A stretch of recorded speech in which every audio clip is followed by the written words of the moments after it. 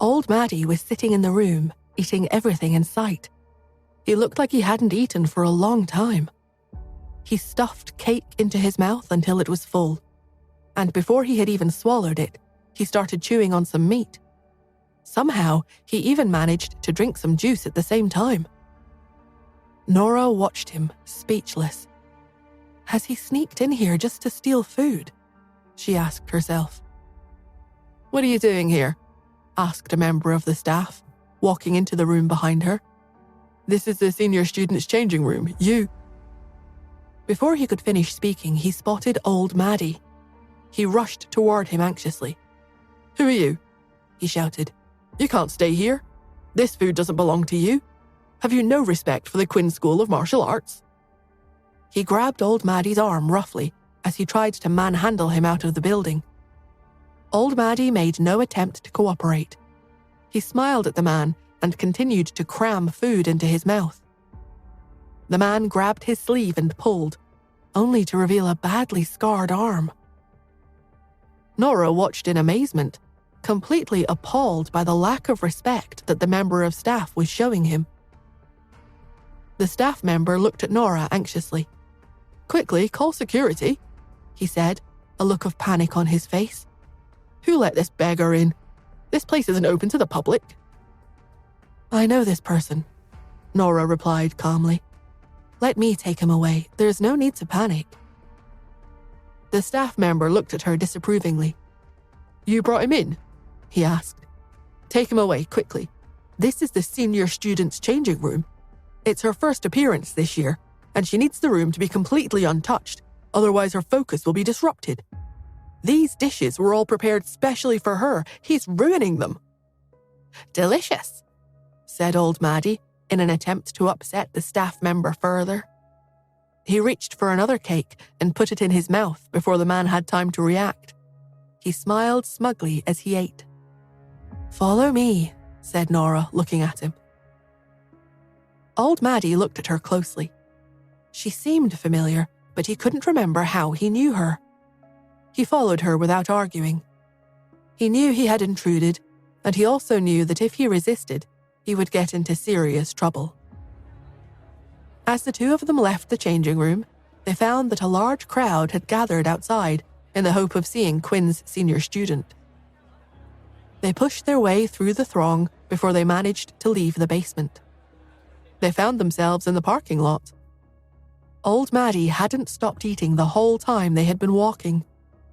Nora suspected that he was doing it on purpose. The parking lot was deserted. Nora took his wrist and checked his pulse. It was strong but erratic. She looked into his eyes, checking his pupils. He seemed healthy. How did he get here? She thought. His house is quite far away. She decided to ask him. Old Maddie, why are you here? She asked. Old Maddie waved his hand as if he was trying to keep her quiet. He put some more of the cake into his mouth. It's delicious. Try some, he said to her, offering her a piece. His grip had squashed it out of all recognition. She shook her head in response. Did you come here just for food? She asked. He nodded. Seeing that she didn't want any of his offering, he stuffed some more of it into his mouth. She stared at him for a long time before sighing deeply.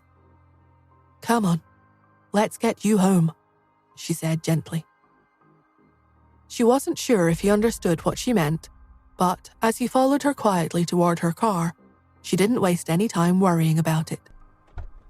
She put him into the back seat, helped him fasten his safety belt, and started the engine. Before she headed back to the Smith household, she sent Justin a message and told him that she had left the building. Justin quickly replied, reminding her to arrive early the following morning. He also mentioned that they had successfully signed up for the team competition with Smithin. Okay, she wrote before she drove off. As she drove, she studied old Maddie in her rearview mirror. He was sitting in the back seat quietly. His posture was relaxed, and he looked for all the world as if he were a company director being chauffeured home. However, After a few minutes, his curiosity got the better of him. He started to fidget, and he began to touch everything he could reach. As soon as he noticed that Nora was watching him, he jumped.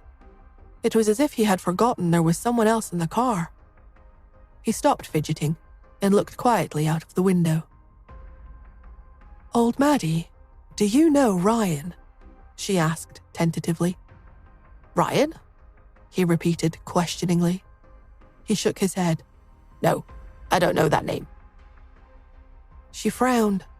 She was sure that he had mentioned that name when they had first met. "Then, do you know Ian?" she tried. He nodded immediately. "Yes, I do," he said excitedly. "Ian is a good person. He has a daughter. He has a daughter." The excitement caused him to repeat himself. Nora paused before she spoke again. "Who is his daughter?" she asked. He pointed at Nora. It's you, it's you, it's you."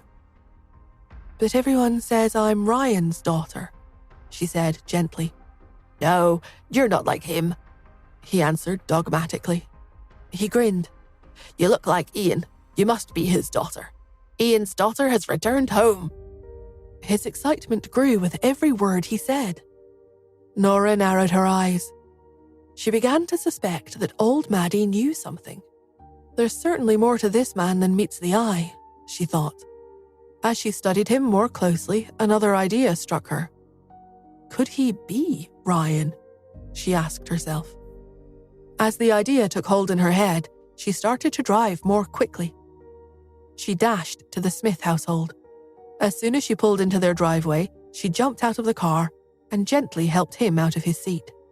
She walked with him into the house and sat him down in the front room. As she settled him into the chair, she surreptitiously picked up some stray strands of hair off his clothing.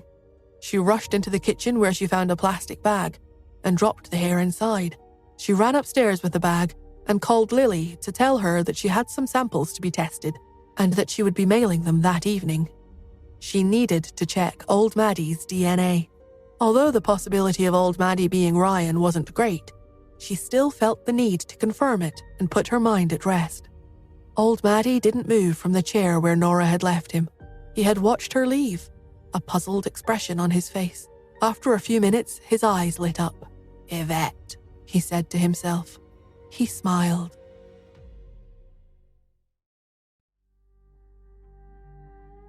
Old Maddie's smile began to fade, gradually replaced by an expression of confusion.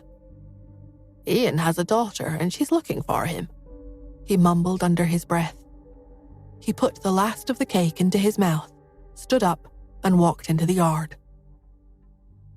The next day, when Nora woke up, the first thing she thought about was the test results. She knew that it would take a day or two for them to arrive, but it didn't stop her from checking her cell phone in a vain hope that they might just have been returned already. She yawned, and then she got up and went to look for Pete. It seemed that he had already been taken to school by Joel. As she went downstairs, she got a feeling that not all was well. The atmosphere in the kitchen was tense. Maureen was glaring at Yvonne angrily. Florence and Warren were also in the room. "I told you," Maureen was shouting. "It's not us. Why would we tell outsiders about you? What good are you to us if you don't make the grade?" Yvonne lowered her head. Her eyes were red. She didn't answer. Florence was standing beside her. She jumped to Yvonne's defense. But Yvonne didn't get into the Hacker Alliance because someone said there was a problem with her software and that she attacked her own family for no reason. Her software definitely doesn't qualify, so she was eliminated. She was only in because X, Y, Z, and Q had agreed to let her join. Maureen sneered. "What does that have to do with us? We don't even know any hackers. If we knew any hackers, we wouldn't still need to beg you after all these years." Warren frowned as well. "Yvonne, are you even suspecting me?" he asked. "Why would I deceive you after all these years?" Yvonne sighed. "Warren, it's not that I don't believe you, but no matter what you say, there has been a leak." Are you honestly telling me that you don't know any hackers? Warren said nothing. Of course he knew a hacker. He swallowed. I know Solo, but I never told him about this. Even if he did find out that someone had attacked us, he wouldn't know who you are. Maureen looked at them in disdain. Some people are just delusional, she said. Do you think that we're the ones who leaked the news just because we know Solo? Nora introduced him to us. Are you going to malign her as well? She paused. Maureen and Warren looked at each other. Are you saying that Nora also knows Solo? Asked Yvonne in surprise. Florence had been listening carefully to the exchange. As soon as she saw Yvonne's expression, she worked out what was going on. I've got it, she shouted excitedly. Nora must have been jealous because I kept looking down my nose at her. I told her that Yvonne wanted to join the Hacker Alliance. She must have deliberately told Solo to send a message to the Alliance. That woman is just too much. How could she be so petty? Asked Yvonne. Even if she is jealous of others, she should work on improving herself rather than causing trouble for others, Florence shouted. Florence, we haven't confirmed who did this yet. Don't be in such a rush to blame others. Besides, Nora might not have done it on purpose, said Maureen hurriedly. Yes, she doesn't even know what that software's for. Even if she really had something to do with it, she must have let it slip by mistake. Warren nodded in agreement with his wife, subconsciously finding an excuse for Nora. He was sure that he and his wife had not told Solo about Yvonne. Therefore, in his mind, it could only have been Nora. Florence sneered, but before she could argue with him, she heard a cough behind her. The four of them froze. Nora walked past them, picked up a bagel, and started to eat it. Stop guessing, it was me, she said, looking at Yvonne. As far as she was concerned, Yvonne had been attacking the family with her software, and what's more, she thought that the attack was intentional too. If it hadn't been intentional, then it could only mean that her software writing skills were not up to standard. See, you've even admitted to it, shouted Florence. She was furious. You've wrecked Yvonne's plans. Yvonne looked at her. Her eyes were still red. Nora, what have I ever done to you? Why are you treating me like this? Nora swallowed another mouthful of bagel. What have you ever done to me? She asked. Nothing, and that's the problem. Your skills just aren't good enough. No one answered her. Everyone was too stunned to reply. As Maureen and Warren digested Nora's comment, they began to realize that she actually had a point. Yvonne was definitely not up to the job, and if Nora knew it, then who else did? Nora left the room before anyone could answer. She had a team competition that day, and she needed to prepare for it. When she had woken up, she had found a message on her phone reminding her that she needed to be at the competition venue by 4 o'clock that afternoon. She drove to the martial arts venue, pulled a mask from out of her purse, and put it on before she entered the building. Despite the mask, Quentin recognized her instantly. Competitor 028, why are you so late? He barked at her. Nora looked at him. As far as she was aware, she had arrived at the venue in plenty of time. Don't worry, he said, his initial anger quick to dissipate. You've just got time to change before your match. When she didn't answer, he looked at her closely before he spoke again. You do know who I am, don't you? He asked. Your husband should have told you. I'll take you straight on up to Class F. Nora still didn't answer him. You don't have to thank me, he continued, misunderstanding her silence. Nor do you have to feel embarrassed. It's just that I remember you from yesterday. You were pretty good. I'm our team leader, and I'm in charge of ranking the members. I've put you into a higher category. Nora looked at him, digesting the news. You're welcome, he said, realizing that she was too surprised to respond. By the way, is your husband here yet? Come along, it's time to get ready.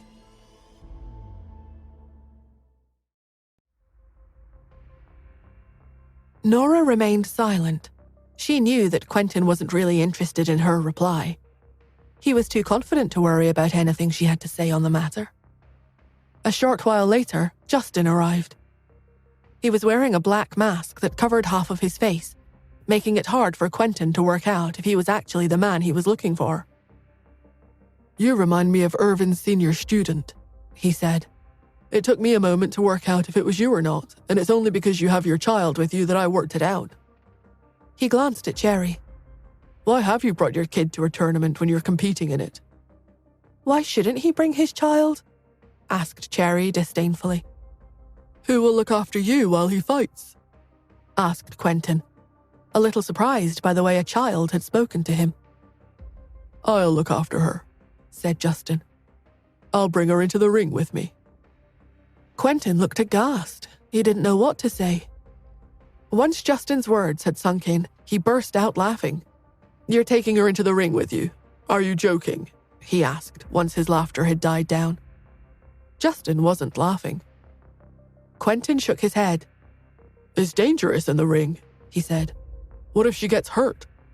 I appreciate that you can't leave her unattended while you fight, but it's more dangerous for her in the ring with you." "She'll be okay. I'm just here to make up the numbers," said Justin casually. Even if he didn't fight, he knew that Nora would be able to handle Class A and Class B opponents on her own. But Quentin had misunderstood. He thought for a moment before he nodded. "You're right," he said. "You can just stand behind me. I can take on 2 opponents." Justin didn't answer. The more Quentin thought about it, the more he liked Justin's plan. He felt that it would make him look even more proficient than usual, and, being someone who liked being the center of attention, he wasn't going to argue. Satisfied with the arrangement, he changed the subject. "By the way," he said, "what's our team going to be called?" Justin was about to reply, but Quentin snapped his fingers. "I know. How about third in the world?" Justin and Nora looked at him quizzically. "Don't you see?" he asked them. "I'm the best fighter after the 2 senior students, and since the 3rd best fighter in the world is on our team, it stands to reason that we should name it after me." "Suit yourself," said Nora, unwilling to pay him any more attention. "The next teams in the ring are 3rd in the world and Team Contractor.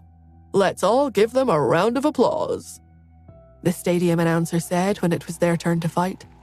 "There are 2 Class C contestants in Team Contractor, so they will be much trickier opponents for Team 3rd in the world than the Class A opponents they faced yesterday. Their star performer so far has been Smithin. We don't know much about him. Their surprise package was competitor 028, who won every match of hers with just 1 punch, so no one knows if she has any endurance.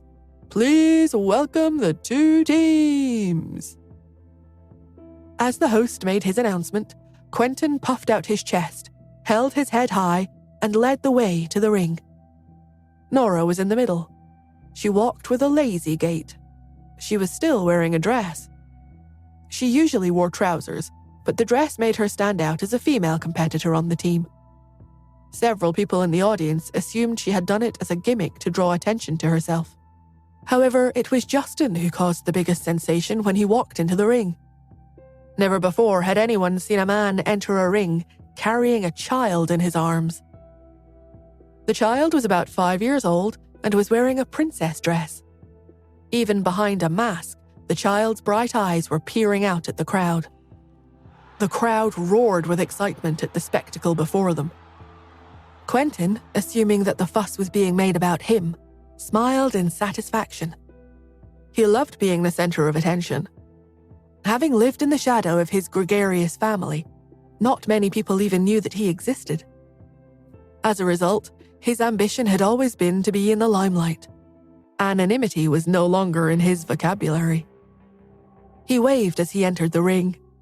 The roars became louder, much to his satisfaction. He was sure it was because of his performance the day before. "One punch beauty! 1 punch beauty!" shouted the crowd as Nora entered the ring behind him. "She wins with just 1 punch." One-punch beauty? Quentin asked himself. He couldn't believe that he wasn't the only one who had stood out the day before. To make matters worse, the female members of the crowd were the ones cheering for his teammate, the very people he was hoping to curry favor with. Nora entered the ring quietly. She hadn't been expecting to receive so much attention. The idea of being given a nickname had never even occurred to her. She smiled shyly. "Go for it, one-punch beauty," shouted a female fan near the front of the audience. Quentin was astounded. He looked at the fans and then back at his teammate. He had approached her because she had been so skilled the day before, but it seemed that even he had underestimated her ability. He had figured that having a woman on his team would only serve to magnify his own brilliance. But suddenly, she had attracted more fans than even he had. Good thing her husband is still pretty much invisible, he thought thankfully. He couldn't cope with coming third to a woman and a man carrying a child. Unfortunately, he was mistaken. As Justin entered the ring behind them, the crowd started to roar even louder. "Look at that man carrying a child," shouted one female fan. "Isn't he handsome?" "Yes," shouted her friend. "The combination of his black clothes and her pink princess dress makes him look like a knight. He must be good if he can fight with a child in his arms." Quentin was astounded. "Why didn't I ever think of that?" he thought. "My teammate is brilliant." He rubbed his hands together, looked back at Nora and Justin, and decided that he had to win his bouts as quickly as possible. It was the only way he could win back the glory that he craved. "Hold the other two back," said Quentin coldly to his team as the referee announced the start of the match. "Once I finish off the first, I'll come over and take care of the others. Never mind that you have a child in your arms or that you're wearing a dress.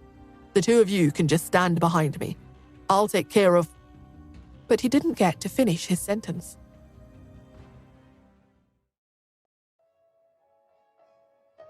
Team Contractor rushed toward them before he had finished speaking. Quentin stepped in front of Nora and Justin, his hands poised to defend himself. It was 3 against 1 as far as he was concerned. Had he taken them on one at a time, they still would have been quite easy to beat. Their tactics were clear. The 2 Class C team members aimed straight for Nora and Justin, while the Class B fighter aimed for Quentin. They had assumed that they would take care of Nora and Justin quickly before going to help the 3rd team member take care of Quentin. 3 against 1 would certainly mean that he had his work cut out for him. Quentin was vain, but he wasn't stupid. As he quickly worked out what their opponent's plan was, he lunged forward. "Hang in there, you two," he shouted. "I'll be over to help as soon as I can." The Class B fighter was on him almost before he had finished speaking, but he wasn't quick enough. The man lunged forward in an all-out attack, leaving his head undefended. Quentin quickly dispatched him with one karate chop to the neck. He blacked out and fell on the floor, but not before Quentin had landed another blow on him, just to be sure. Quentin turned around, wondering who he should help first. "I'll help the nearest one to me," he thought quickly. But again, his plan was destined not to work. As he turned, ready to wade in and help, he saw that the fight was over. The 2 fighters who had aimed for Justin and Nora were already on the floor. "What happened?" he asked in astonishment. "What do you think happened?" asked Justin. 028 floored one with a punch, and I flattened the other with a kick. The whole stadium fell silent. Never before had the audience seen a team dispatched so efficiently. Even the announcer was lost for words. "Team 3rd in the world wins," he announced, once he had found his voice. The audience erupted. A dazed Quentin followed Nora and Justin out of the ring. They stepped down into the audience only to be swallowed up by their admirers. "Smithin'!" shouted someone to Quentin. He coughed, straightened his back, and looked behind him excitedly. A beautiful little girl was standing behind him and looking at him shyly. "What's the matter?" he asked, thinking she must be a fan who wanted his photograph. The little girl raised her head and said, "Would you mind moving to the side a little? I'd like to take a picture of the other two competitors, but you're in the way." He turned back and looked at his teammates. The two of them had already been surrounded by fans. It was almost as if they were more popular than the senior students. "Sir," said the little girl, only this time she was more forceful. As he watched his teammates smile for the camera, a surge of emotion washed over him. He had deliberately chosen them for his team because he thought that they were good competitors, but not nearly as strong as him. But it appeared that he had been wrong. They had completely stolen the limelight from him. Quentin took a deep breath and looked at the little girl coldly. "Yes, I would mind," he said. With that, he joined his teammates, ensuring that he was in the photograph after all. As he stood there, he could feel the anger bubbling up inside him. "How come I'm not the star?" he thought. "I created this team." He glared at competitor 028, blaming her for not knowing who was the team's strongest link. He, Quentin Smith, wasn't going to move aside. Certainly not for a woman and a man holding a child. Seeing that he was firmly standing with his teammates, the fans continued to frantically snap away with their cell phones. Only then did he finally feel a little better. It took a long time for the trio to reach the changing rooms. Quentin went straight to his cell phone and logged onto the tournament's discussion forum. It was a private chat room, available only to those attending the event. Already, news about Team Third in the World had begun to spread. He quickly read some of the posts, hoping to see that people were singing his praises, only to find a single photograph instead. When the original photograph had been taken, he had been standing in between Justin and Nora. However, the person who had taken it had edited him out. Nora was wearing a silver mask and a red, tight-fitting dress, and Justin was wearing a black mask and a black outfit. In his arms was a little girl in a pink princess dress, who was also wearing a silver mask. They looked very much like a family of three. He, it appeared, was not needed. He quickly browsed through the comments. Team Third in the World is really strong. Even when faced with a Class C opponent, One Punch Beauty won yet again with just one punch. Does she really only need just one move? Said one fan. If I wasn't already sure that he was resting in the changing room right next door, I'd have sworn that the man carrying the child was the previous champion himself. Their physiques look so similar. They are both so tall and handsome, even underneath their masks, said another. Where is the third member? Asked another fan in response to the photograph. Do you mean Smithin? Said a fourth fan. He's not important. Focus on the real talents. Quentin stared at his screen incredulously. How could he not be important? After all, he had also floored his opponent with just one blow. He turned off his phone and threw it back into his bag. He turned around and looked at Justin. An idea quickly occurred to him. Why don't I carry the kid for the next match? He asked. It seemed a perfect way to regain the limelight. Justin looked at him. He thought about it for a few moments. Sure, he said, handing Cherry to him. With someone carrying his daughter for a short while, he could take the opportunity to loosen his muscles a little. Sure enough, when it was time for the next match, Quentin walked out of the changing rooms first with Cherry in his arms. Nora and Justin followed behind him leisurely. Quentin puffed out his chest. More people were indeed looking at him. Looks like I've made the right decision after all, he thought and smiled. Why is Smithin holding the child this time? Asked one fan within earshot of him.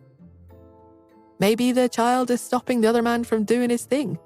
Perhaps if he lets Smithin hold her, he'll show us what he's really capable of, said his friend. You're right, said the first fan, but it does make Smithin look like a babysitter holding the child on his behalf. Yes, agreed his friend.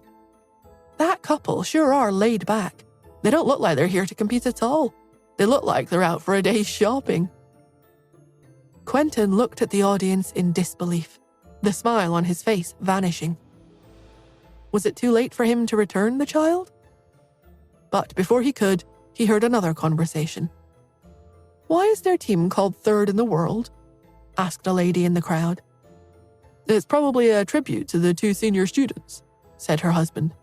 "Looks like their goal is 3rd place." "I wonder which one of the married couple will actually take 3rd place?" asked the lady. Quentin glared at them. He couldn't believe that they weren't even considering him. He was convinced that, apart from the senior students, no one in New York could beat him in a fight. By the time he reached the ring, he was seething. Once the team attained the status of Class F, the team would be automatically disbanded. As soon as that happened, he would definitely challenge both of them to a fight. The anger actually helped Quentin in the next match. He fought ruthlessly, and with the help of Nora, he quickly dispatched his next opponent. The day's competition had actually gone surprisingly well. Despite his earlier misgivings about his teammates, they had fought 2 matches and won them both. Together with competitor 028's 2 victories from the day before, they only needed to win another match the next day to ensure that they would advance to Class B. Nora stretched, pleased with how the tournament was progressing. She was about to leave when she heard an announcement. "Ladies and gentlemen, please give a warm welcome to our next contender, the senior student from the Quinn School of Martial Arts."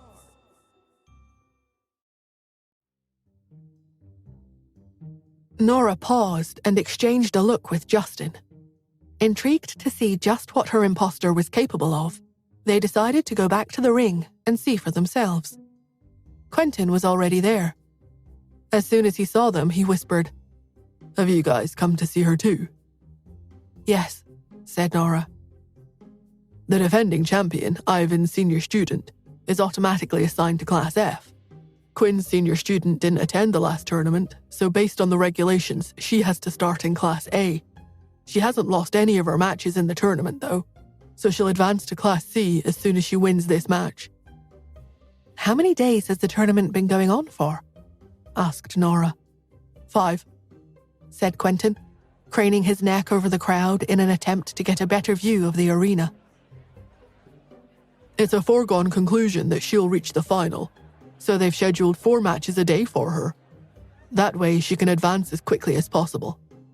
Once she reaches Class F, she can just sit and wait for the rest of the contestants to catch up before she competes again." Nora stared at Quentin. Why is the imposter being given special treatment, she thought. Why hasn't she had to fight as part of a team? A touch of resentment welled up inside her. Why didn't Quinn use any special privileges for me when he signed me up for the tournament? She was sure that Quinn would have been able to do that, given his status in the world of martial arts. "Envious, are we?" asked Quentin when he saw the look on her face. Nora nodded. "Yes, I am," she said honestly. "Don't waste your time," he said to her kindly. "Only the senior students can enjoy any sort of favoritism. The defending champion was also allowed to fight 4 matches a day so he could reach Class F earlier than the others." He patted her on the shoulder. "Don't let it discourage you, though. We've already made a name for ourselves with just the 1 battle. Once we enter Class F, the lowest we can be downgraded to is Class E. The next time we participate in the tournament, we'll start straight from Class E." "But we've had to earn that honor. She didn't," said Nora. "Don't worry," he said, smiling down at her. "When I come 3rd at the end of the tournament, you'll be the envy of everyone because you were teamed up with me." Even with a mask on, Nora couldn't help but notice the arrogance pouring out of him, like blood seeping out of a wound. She knew that he didn't really care about their team. However, her thoughts were interrupted by a huge cheer as the huge, fleshy form of Quinn's senior student entered the ring. The crowd went wild. "She is so muscular. No wonder she's Quinn's best competitor," shouted a fan next to Nora. Yeah, I'm really looking forward to seeing her and the defending champion face off. Who'll be the stronger of the two? Shouted his friend over the din of the audience. I reckon she'll bulldoze her way into Class F, said the fan. I wonder what the organisers were thinking when they made her fight in the preliminary rounds. Couldn't they just have assigned her to Class F straight away? No, I think it's better to watch her advance step by step instead, said the friend enthusiastically. Nora observed the imposter. The muscles all over her body really were very solid and looked to be the product of a lot of hard work and training. She knew that it was harder for women to build muscles than men, which made the woman's body all the more amazing. She may not have been the real senior student, but she was still admirable. Her opponent stepped into the ring and saluted her. It's an honor to be able to fight you, he said respectfully. She nodded politely. They bowed, and then they began to fight. The imposter was certainly skillful. Nora noticed that she used many of the techniques taught by the Quinn School of Martial Arts. It didn't take long for her to win. Fervent applause broke out from the audience. Quinn's senior student has won, they chanted excitedly. But we were expecting that, said a fan in the front row. The outcome was never in any doubt. But she seemed to struggle, said his friend. I think she's carrying too much weight. Don't tell anyone, but I think that the woman who fought in a dress was a much better fighter. I think so too, said a man standing behind them. Don't be so silly, said the first fan. How could a woman fighting in a dress compare with the senior student? The imposter exited the ring panting, and she went backstage to prepare for her next 3 matches. After watching her for a while, Nora followed her. The door to the imposter's changing room was open, so she slipped in without knocking. The woman looked over. Who are you? She asked sharply.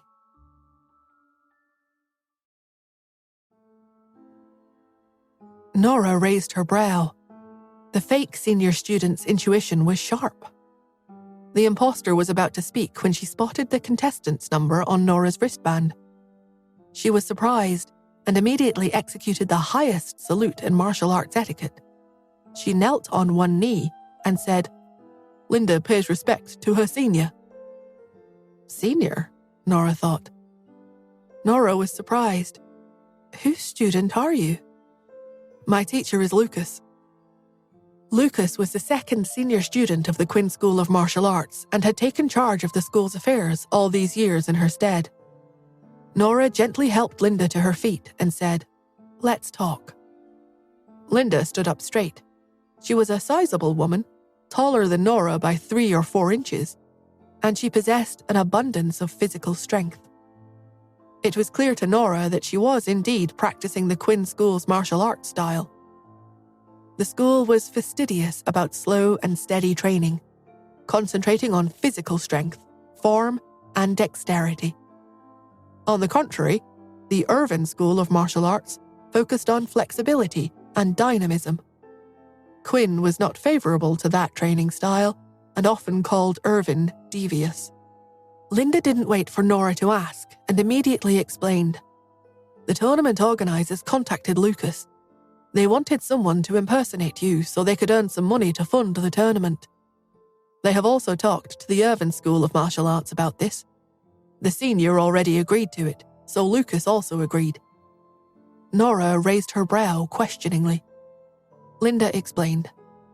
The martial arts tournament is held once every 10 years, but the organizers have run out of money and may not be able to host it in the future. You must participate in the tournament, which is why Lucas sent me. He told me that the person impersonating the senior student would find it easy.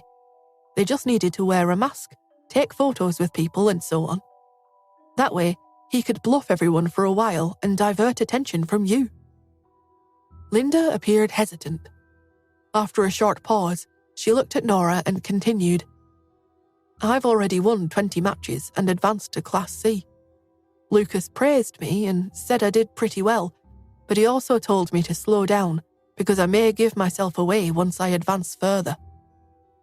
I have an idea to use a stomachache as an excuse to delay the matches for a few days, or I may bow out of the tournament to avoid damaging your reputation." The corners of Nora's lips twitched. She nodded and said, "All right, you guys can do as you deem fit. Did your teacher tell you what I should do when I reach Class F?" Linda smiled and replied, "Of course he did. He said you are welcome to reveal your identity once you progress to the final match. It's up to you. Or, after you've beaten the Irvine School of Martial Arts senior student and taken the title, you can leave immediately without anyone finding out who you are. If you do this, you will avoid attracting too much attention in the initial stages and prevent others from discovering your true identity." "Okay, we'll do just that then," said Nora. She had kept her identity secret only because of her mother's words. She had told Nora not to show off before she could protect herself, lest people target her. Ever since an assassin had pulled out strands of her hair when trying to kill her in the hospital, she had become even more convinced by her mother's words. There was indeed a mysterious force that had been watching her all this time. Once she shone too brightly, she might become their target. The Andersons were weak and powerless and didn't have any security personnel. That was why she immediately moved to the Smiths after they accepted her. She believed that the Andersons would be safer now that she had gone away. As for the Smiths, well, she was just staying there temporarily. While thinking about it, she said goodbye to Linda and she left the room. As soon as she walked through the doorway, she bumped into Quentin. When he saw her coming out of the senior student's room, he immediately gave her an understanding look. He smiled and said, "Did a certain someone secretly go to the senior student and ask for a photo together and an autograph?" Nora's cheeks flushed bright red. "I get it, I understand. You don't have to be embarrassed about it. Isn't it perfectly normal to admire her?"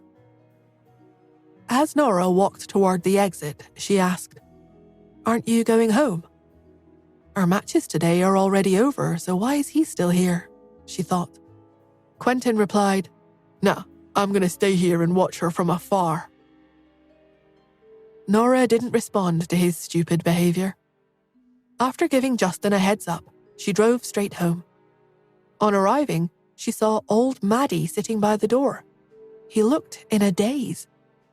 He was taken aback when he saw her and said, "Yvette?"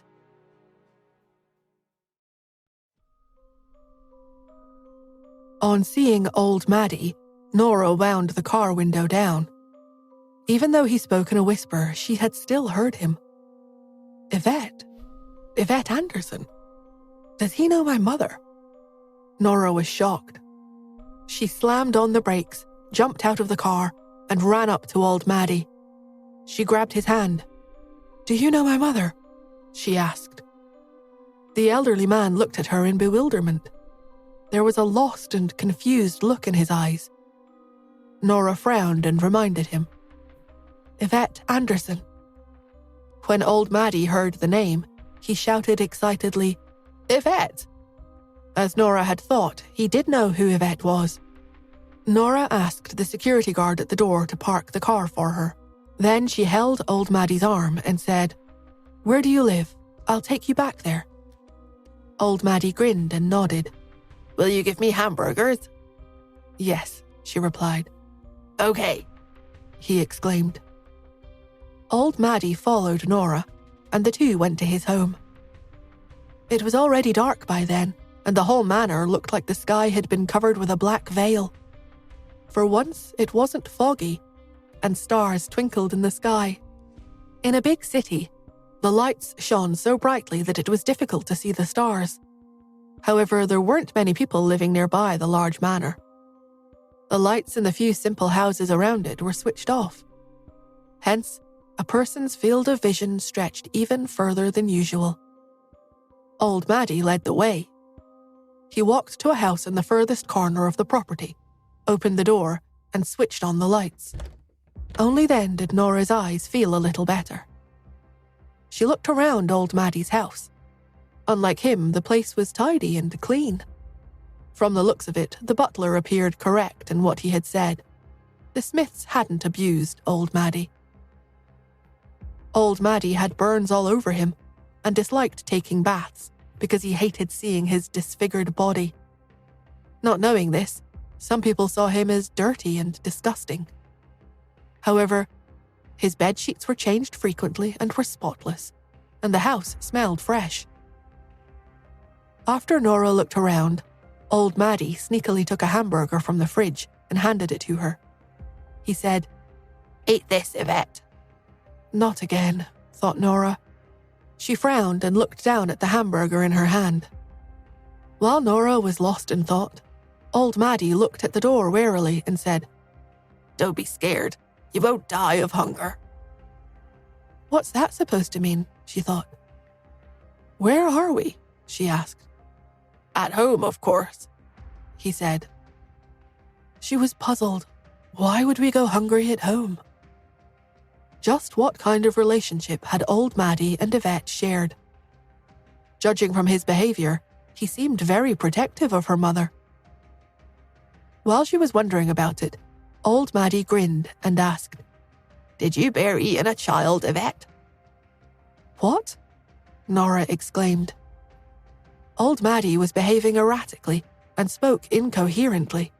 He said, "Ian has a daughter now." Nora frowned. A thought suddenly came to her. She quickly stood up and asked, "Are you Ryan Smith?" She'd had that feeling since the day before. This elderly man sitting in front of her could very well be Ryan. It made sense. If he was Ryan, then he was the president of the Martial Arts League, so he had gone to the arena. If he wasn't Ryan, why would he go all the way to the martial arts tournament? Old Maddie was a little taken aback when he heard the name Ryan Smith. But he then curled his lips disdainfully and said, "Ryan is ugly. He's not as good looking as Ian. Don't be with Ryan, Yvette. Besides, Ryan's IQ isn't high either. If you have a baby with him, it'll affect your daughter's IQ." Nora's puzzlement increased. If old Maddie is Ryan, why would he say he's ugly? He's talked about genes, IQ, and the like, and he knows that a daughter inherits part of her IQ from her father. Is he really someone from a small town in the mountains? She frowned and looked around again, but didn't see anything that could provide her with an answer. Furthermore, according to the butler, when old Maddie had first come to the Smiths, he had had nothing but the ragged clothes on his back. Somewhat disappointed, she stood up and said, "I'm going now." Old Maddie nodded. After Nora left, old Maddie felt as if he had forgotten something, but he couldn't recall what it was. His memory wasn't as good as it used to be. He just grinned and continued to eat his hamburger. He was enjoying his burger when there was a knock at the door. Nora pushed it open and walked over to him. She slowly asked, "Old Maddie, why don't I treat your illness for you?"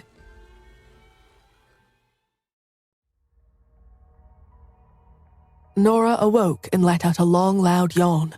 She got out of bed, had a shower, got dressed, and then left her room. She saw Maureen seated in the small living room on the second floor. Maureen immediately walked over. "You're awake then, Nora?" Nora nodded. Maureen had been waiting for her. She asked, "I heard you're thinking about treating old Maddie's illness." Nora nodded again. Before his revelations, she hadn't thought much about old Maddie and hadn't paid him any attention. He had become ill, had mental health problems, and didn't remember much of his past anymore. However, when she had realized that he could be Ryan, she knew she had to do something to help him recover his memory. After thinking about it the previous evening, Nora had decided to treat his illness. If she cured it, he would be able to tell her what had happened between Ryan and her mother all those years ago. Of course, treating his illness wouldn't be easy. He had mental health issues, so Nora would need the Smiths to watch him constantly and prevent him from wandering around. If she were to keep visiting him, she would attract attention, That was the last thing she wanted or needed. She had informed the butler that she intended to treat old Maddie's illness and hoped to prevent unnecessary trouble and suspicion by being open with her actions. However, she hadn't expected the Smiths to know about it after just one night. After they heard the news, Maureen and Warren came together secretly to discuss it. They had agreed that they thought Nora had made the sudden decision because she hoped to improve the prospects of her doctor's practice. As it was, no one in New York dared to approach her for a medical consultation. Maureen had immediately decided to speak with Nora when she heard of her intentions. She wasn't someone to beat around the bush. She was down to earth and straightforward. Nora admired these qualities. She knew she didn't need to waste time guessing what Maureen was thinking. Maureen said, "Actually, Uncle Ian asked a well-known psychiatrist, respected worldwide, to examine old Maddie. Even he didn't manage to cure him. Nora, I know you're eager to prove your skills as a doctor, but I don't think you should use old Maddie to make a name for yourself." "I'm not using him to make a name for myself. I intend to cure him," Nora replied, and then she walked downstairs to the kitchen for something to eat. Maureen returned to inform Warren of her conversation. He was lying comfortably on the recliner, basking in the sun. When he heard the door open, he asked, "How did it go? Has she given up?" Maureen shook her head. Warren frowned. Then he mumbled grumpily, "She certainly is stubborn, isn't she? If she insists on doing it, just let her get on. She doesn't understand how impressive Uncle Ian's medical team is. There's no way she can cure a mental illness that even they can't do anything about." Maureen rolled her eyes at him. Warren backpedaled and said, "But if she wants to treat his illness, then she can just go ahead and try. At the most, we'll keep a closer watch on old Maddie in the future and tell outsiders that he showed signs of improvement." Maureen laughed. "You're a man who says one thing but means another." Warren snorted. "How annoying. I already have enough things to do every day without having to clean up her messes for her. If you meet anyone while you're out and they ask about old Maddie, just tell them that it looks like his condition is greatly improved and that he doesn't go berserk anymore." "No problem," Maureen replied. After a light snack, Nora got ready to go to the backyard to look for old Maddie. All previous attempts to treat his mental illness had failed, and no conventional treatments were left to try. After carefully examining him the previous evening, Nora decided to use acupuncture on him. On her way to see him, she bumped into Yvonne, but tried to avoid looking at her. She was about to pass by when Yvonne greeted her with a smile. "Are you going to the backyard, Nora?" she asked. Nora paused and looked at her carefully. The two had argued just the day before, yet Yvonne acted as if nothing had happened. "You're so brazen," Nora thought. She curled her lips disdainfully and replied, "Yeah." Then, without any further delay, she headed to the backyard and made her way toward old Maddie's house. Yvonne watched her go, and a wry smile formed on her face. So, she wants to cure old Maddie and make a name for herself. She certainly thinks very highly of herself. It'll be fun watching her fail miserably, Yvonne thought mockingly.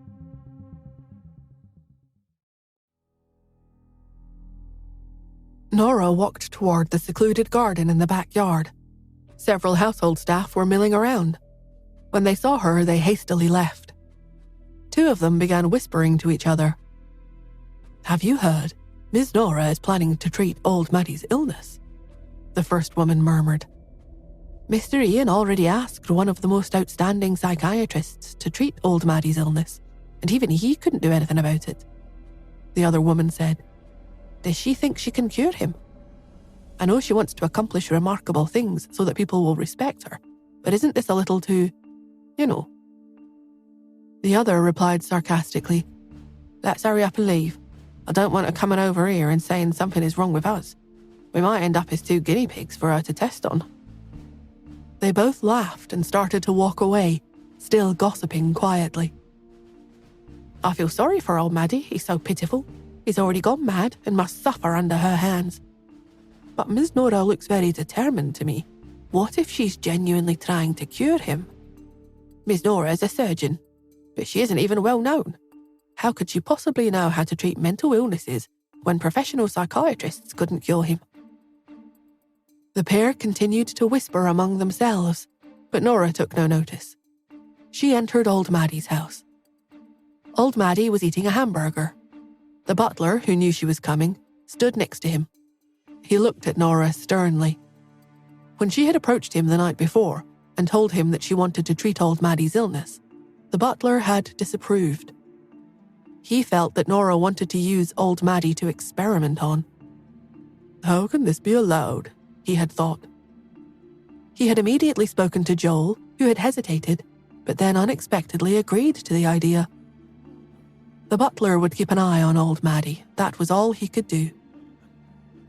Out of everyone living at the Smiths' residence, it was the butler who had interacted most with Old Maddie over the years. They got on well together, and the butler considered him a friend. He couldn't bear the thought of the old man suffering. Nora opened a box she had brought. Inside were long, thin needles.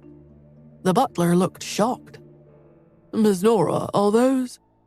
While searching for a suitable needle in the box, Nora answered, Acupuncture needles. His lips tightened as he asked, Aren't you a surgeon? Yeah, Nora answered casually. She examined Old Maddie as if looking for something. She pressed about his head, found a suitable spot, and pierced his skin with a long, thin needle. The butler felt queasy. Seeing such a long needle penetrating Old Maddie's head was terrifying. Nora slowly tapped it into place. Old Maddie had stopped eating his hamburger and was about to lift his head hesitantly. The butler held his breath and watched in disbelief. Nora looked at Old Maddie and said, Don't move. Old Maddie immediately became still. After the needle was in place, she carefully twisted and tweaked it. After some time had passed, she pulled it out. The entire process filled the butler with fear and apprehension. He felt like the needle had been about to pierce through Old Maddie's head. Outside, people were secretly observing what was going on inside the house. Florence, who had belatedly heard what was going on, suddenly stormed in. She looked at Nora and Old Maddie in disbelief. She exclaimed, What on earth is going on, Miss Nora? I hope you know what you're doing. You had better not harm him. Mr. Ian personally gave Old Maddie permission to live here. Don't you dare think that there's no one looking out for him. Sometimes, loyalty mattered more than ability. Florence wasn't trying to make trouble. She respected Ian greatly and would uphold his orders to the very end. That was one of the reasons why Joel hadn't taken away her position as chief housekeeper after he had become head of the family. Nora ignored the housekeeper's concern. Everyone looked at Old Maddie as he glanced hesitantly at the needle in Nora's hand. The butler asked nervously, How do you feel, Old Maddie? There was no reply, but the confusion in the old man's eyes seemed to have lessened. He touched his head and frowned, pondering about something.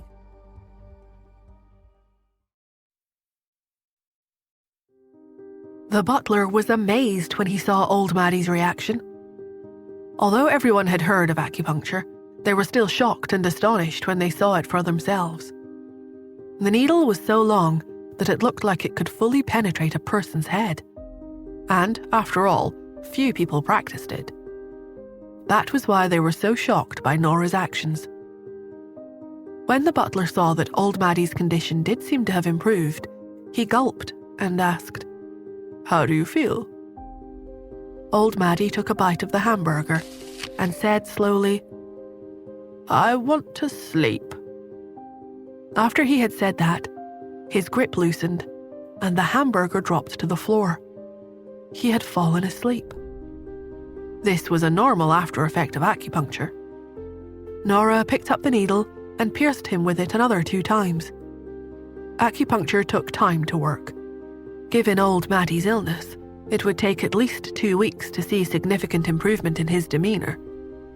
As this was only the first day of treatment, the process had a long way to go.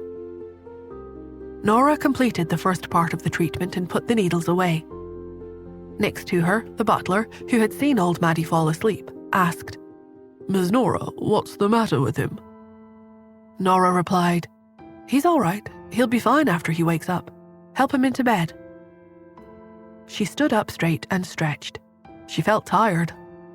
To the others, all she had done was stick a big needle a few times into old Maddie's head. Of course, there was much more to the procedure than that. Not only was a high degree of concentration required, but she also had to locate the acupoints accurately. Old Maddie's head was covered in burns, making the acupoints hard to find.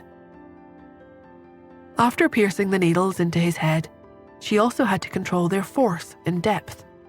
It was a complex procedure and mentally tiring. She yawned and left, planning to go to the tournament. The matches that day were as dull as ever. Nora, Justin, and Quentin's opponents were Class B and Class C martial artists, and they quickly beat them without a problem. After winning their matches, Nora and Justin left the venue. Justin carried Cherry, who was fast asleep. Quentin followed behind them, trying to figure out their motives for entering the tournament.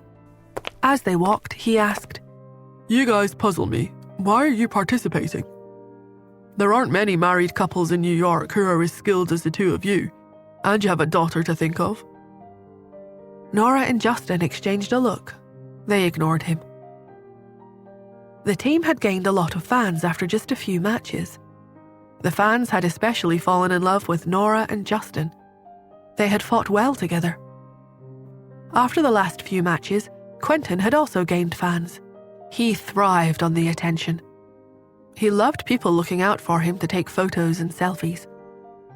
He watched his teammates walk away, and then he turned and left for home. Nora asked Justin, "Where are you going?" "Home, I guess. What about you?" "Home too." Justin took the opportunity to ask, "Want to have dinner together before we go back?" "Nah," Nora replied casually. "We can't abandon the other one." They had agreed to leave Pete at home. Nora had appeared happy enough to go to the tournament, only taking Cherry along with them. So it seemed strange to Justin that she had refused his dinner invite. He had wanted to spend some more time with her, but after her reply, he decided to leave well alone. The two chatted for a while, then went to the parking lot to get into their vehicles. Nora drove home. As soon as she entered the manor grounds, she saw Quentin. She parked, opened the door, and got out. Quentin walked over to her. He wore a deep frown and didn't look happy. He stopped behind her. "Didn't I tell you not to go out if it wasn't important? I'm busy, and I don't have the time to follow you around everywhere," he said sternly. "What do you mean?" she replied. Quentin sighed. "If you had half of 028's skill, I wouldn't have to do this for you anymore. You take up all my time. I don't have any chance to build rapport with 028. Nora looked down and didn't say a word.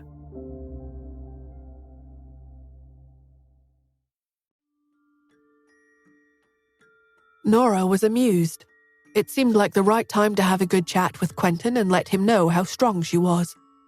She said calmly, "You don't have to follow me around." Then, without waiting for Quentin's response, she went up the stairs. He stared angrily after her. He was about to say something mean when he noticed something familiar about her. She was wearing pants, whereas competitor 028 always wore either a long black or red dress, but the two of them looked similar from the back. She can't possibly be the same person, he thought. 028 is such an open and straightforward woman. He shook his head and dispelled the thought. At that point, he heard the sound of someone approaching, which gave him such a shock that he quickly hid in the dark. He had become so accustomed to being in the limelight at the underground arena that he hadn't realized that he had been standing there for all to see, causing him to almost be seen by one of the Smith's servants. After Nora entered the living room, she felt sure that she had rid herself of Quentin and that he wouldn't show up in front of others in the future. Pete was already home, and he and Mia were playing with some building blocks.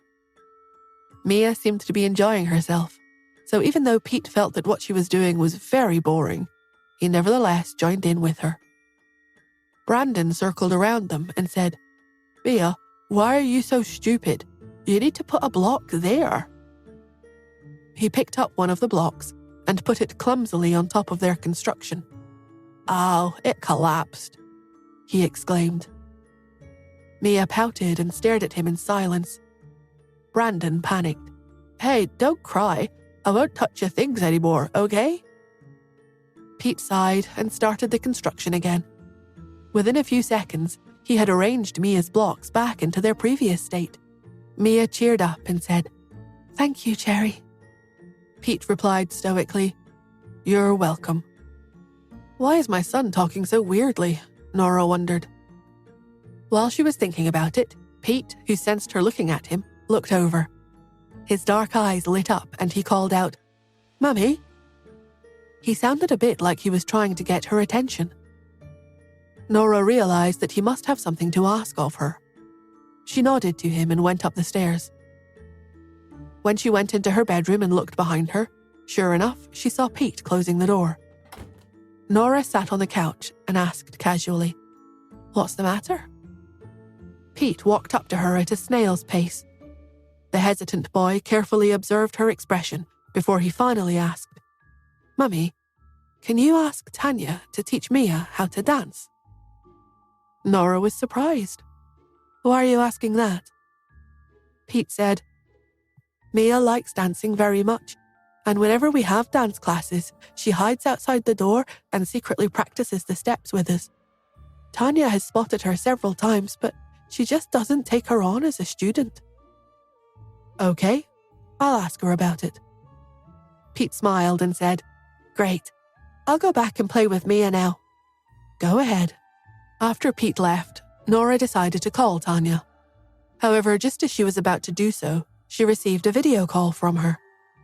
As soon as she picked up, she saw Tanya's face taking up the entire screen. "Hi, Nora, do you miss me?" she asked boomingly. Nora tried to adjust the volume on her phone, to no avail. Nora didn't reply. "I'm calling to ask you to come over and visit when you're free. It's been a really long time since you last came over to my place." Tanya's voice was so loud that it made Nora's head throb.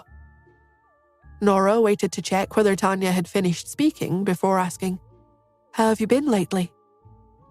Tanya let out a huge sigh and then said, "I recently found someone with great potential for dancing. She's the first person I've developed an interest in apart from Cherry. Do you think I should take her on as an apprentice?" Tanya propped her chin on her hand. She looked like she was in a dilemma as she said, "The problem is that I don't get along with her parents. On the one hand, I really want to take her as a student with the hope that she could become my protégé. But on the other hand, my life would be simpler if I were to stay away from her. I'm in a bit of a quandary about it."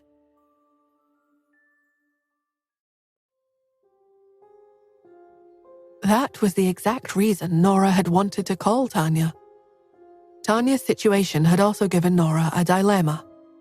She wanted to do what Pete had asked, but she would never cause her close friend trouble just because of her son's request. She knew that Tanya had been searching for a successor for years. She had reached a high level in her dancing and had started her own dance brand, and it was important for her to find a suitable successor. Nora could tell that Mia had great potential for dancing, and although she hadn't had much contact with her, she could also tell that she was a kind little girl. That was why she decided to say something. "You're referring to Mia, right?" Nora asked.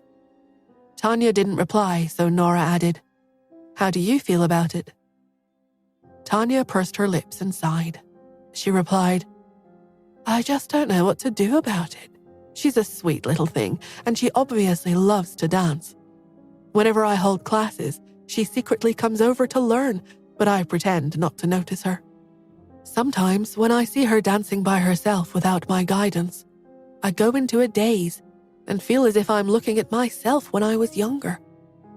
I once walked past an area where some of the students were gathered after class, and I saw Mia wearing a white princess dress and tiptoeing. She was so lithe and graceful. Mia had been born with a small frame. Like Tanya, the girl also had a tall and thin body shape.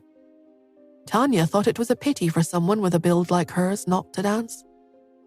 She cherished talent and was driven to nurture it. But whenever she thought of Mia's mother, she felt that she couldn't afford to mess with her and her husband. The dilemma had been playing on her mind, and it made her feel down. "Forget it," she said. "I'll just wait a little longer and hope that the solution becomes clear." Nora said, "The trouble is that if you wait and see, sometimes the opportunity passes you by." The reality was that Tanya had already made up her mind to teach Mia. She just needed a final push, which Nora had just given her by talking about missed opportunities. Tanya said, "You're right. I'll start teaching her tomorrow. I'll let her join the dance class, but I won't say anything about her being my protégé just yet. I'll teach her like she's just a normal student for now." Nora was pleased to see that Tanya's troubled look had disappeared. "That should work," she said. After the two chatted a little more, Tanya finally hung up. Nora didn't tell Pete and Mia about it. Taking Mia as a student and teaching her how to dance was Tanya's decision and had nothing to do with her. She didn't need to go to the children and gain their approval by telling them about it. The day passed quickly. Early the next morning, Nora got out of bed and went to perform acupuncture on old Maddie again. Barring any accidents, she would be visiting him and treating his illness for the next 2 weeks. When she reached the small house in the backyard, she saw the butler standing outside looking concerned. When he saw her, he said in a panic, "Miss Nora, old Maddie is still unconscious. Nothing's gone wrong, has it?"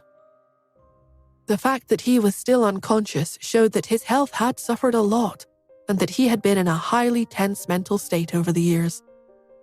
The acupuncture had allowed him to relax, and he had consequently fallen into a deep sleep. Nora went into the house and checked his pulse.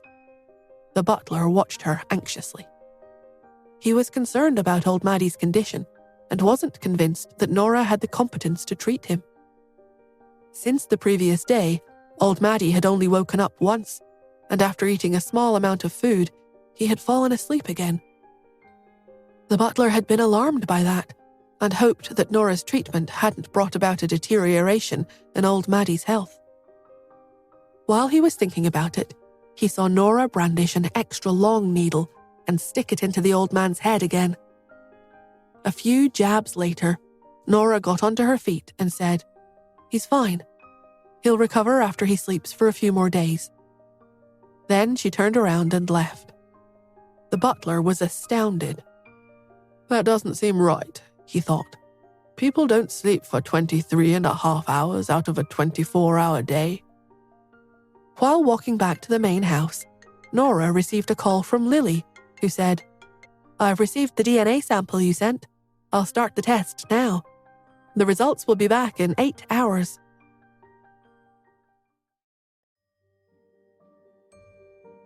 Nora glanced behind her at old Maddie's residence and said, "Okay, thanks for keeping me up to date."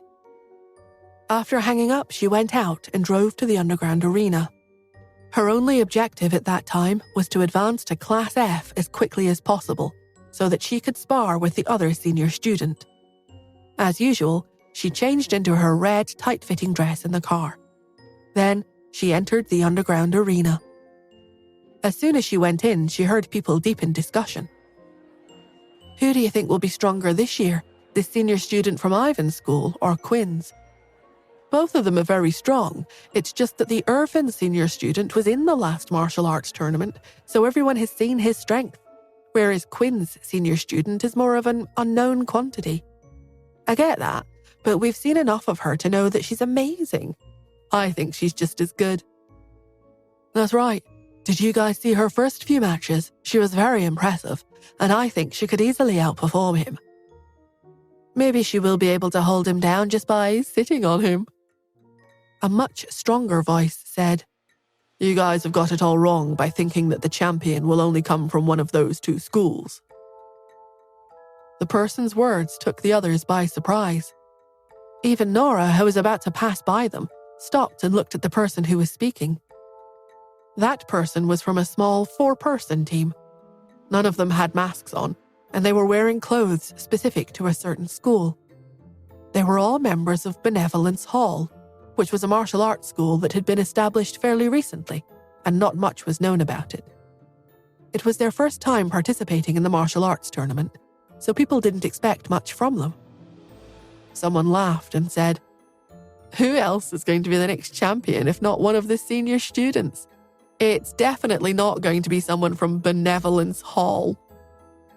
The person from Benevolence Hall puffed his chest out, sneered, and said, Is that so? Our top guy, Victor, can crush anyone. The other man mocked him.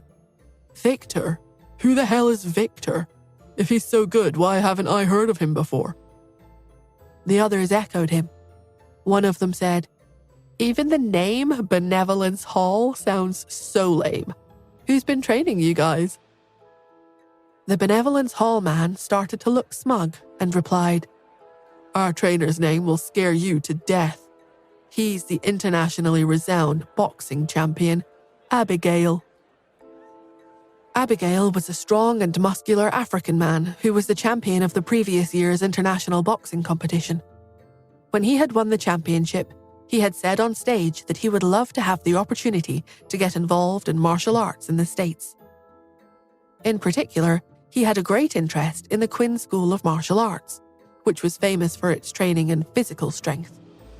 He had even questioned why the Quinn School hadn't sent anyone to participate in the boxing competition, and suggested that it was because they were afraid of being embarrassed if they lost the match. He said that he might go over to see them and personally challenge them to a fight. Quinn had been outraged when the news had reached him. He had raved and ranted about him for 3 days straight in the training gym, and had said that he was developing an internal style of martial arts that focused on spiritual and mental factors, and couldn't possibly be compared to that lout's style of martial arts. The group of Benevolence Hall detractors hadn't expected that the school had been established by Abigail. While Nora was musing over that, someone said, What's the big deal about a boxing champion? How could he even compare to martial arts in the States? The martial artists here are very powerful. We'll beat you guys up no matter how many people you throw at us. We'll knock all your teeth out and give you such a thrashing that even your mum won't recognize you. Another man stepped out of the crowd. He was a big and tall man. He looked sullen, and when he heard what the man had said, he replied, In that case, get the senior student to come out here and fight with me. I'm Victor. The other man immediately retorted, Do you think they'll fight you just because you taunt them? They're very busy people, and I'm sure they won't want to waste any time dealing with you. Everyone wants to challenge the two of them to make a name for themselves, so join the queue, buddy. Victor frowned at what he said. Before he could respond, one of the Benevolence Hall men shouted, If they're that great, then why don't they come and teach us a lesson? They're probably scared that they won't live up to their reputation.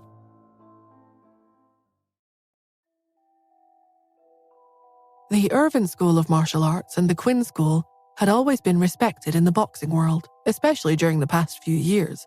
However, the two schools had started to place more emphasis on the spiritual aspects of being a martial artist. Although there have been people who had questioned the senior student's strength, the Irvine School's senior student had convincingly won the championship 10 years earlier at the age of 15, silencing all his critics. Everyone was obsessed with both of them, which was the reason why so many people asked to take selfies with them at the martial arts tournament.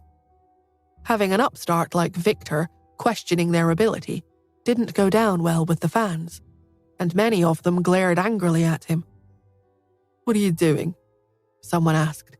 If you have the ability, just go and ask either of them to come out and fight you openly. Otherwise, if you cause trouble here, you'll be kicked out of the competition. The competition was only held to give the martial artists a sense of belonging.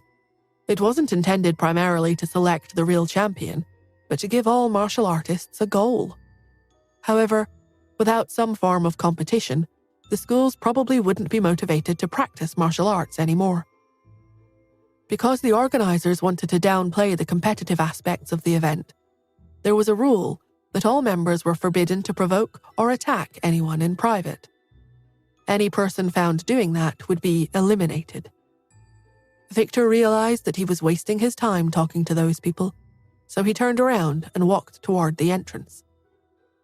Nora saw Victor getting closer to her, and she looked away from him. Nora, Justin, and Quentin met up. The three of them were participating in Class C matches that day and did so effortlessly. After their first matches, the three of them were sitting on a couch waiting for the next match, when a stretcher holding a battered and bloodied person who had been collected from another ring passed in front of them.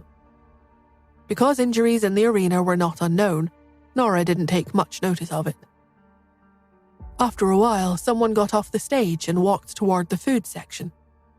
As he walked through the crowd, the fans looked at him with resentment. Someone shouted, "Victor!" Victor stopped in his tracks and looked over.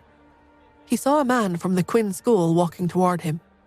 The man said, "Although this is a martial arts competition, it's just a friendly bout between the various schools. There's no need to fight so hard." When he heard that, Victor sneered and said, "Oh, really? In boxing competitions, the opponent sometimes gets knocked unconscious and that's the way it goes. I didn't know that the people in New York were so squeamish. No wonder all the schools here are so placid."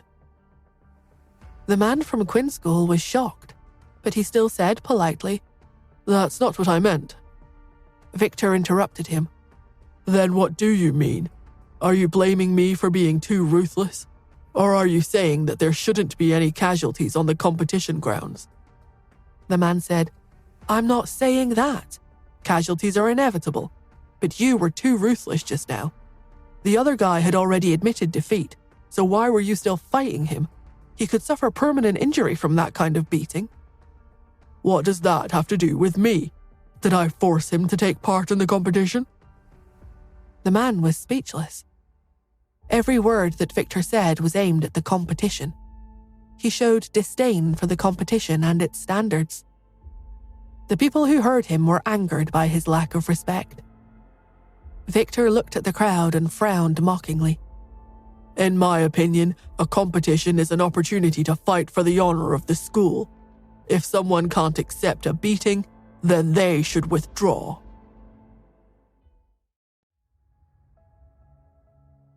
With that, Victor proceeded to the food section with a vicious look on his face. The man from the Quinn School was shocked by his contempt and his violent manner.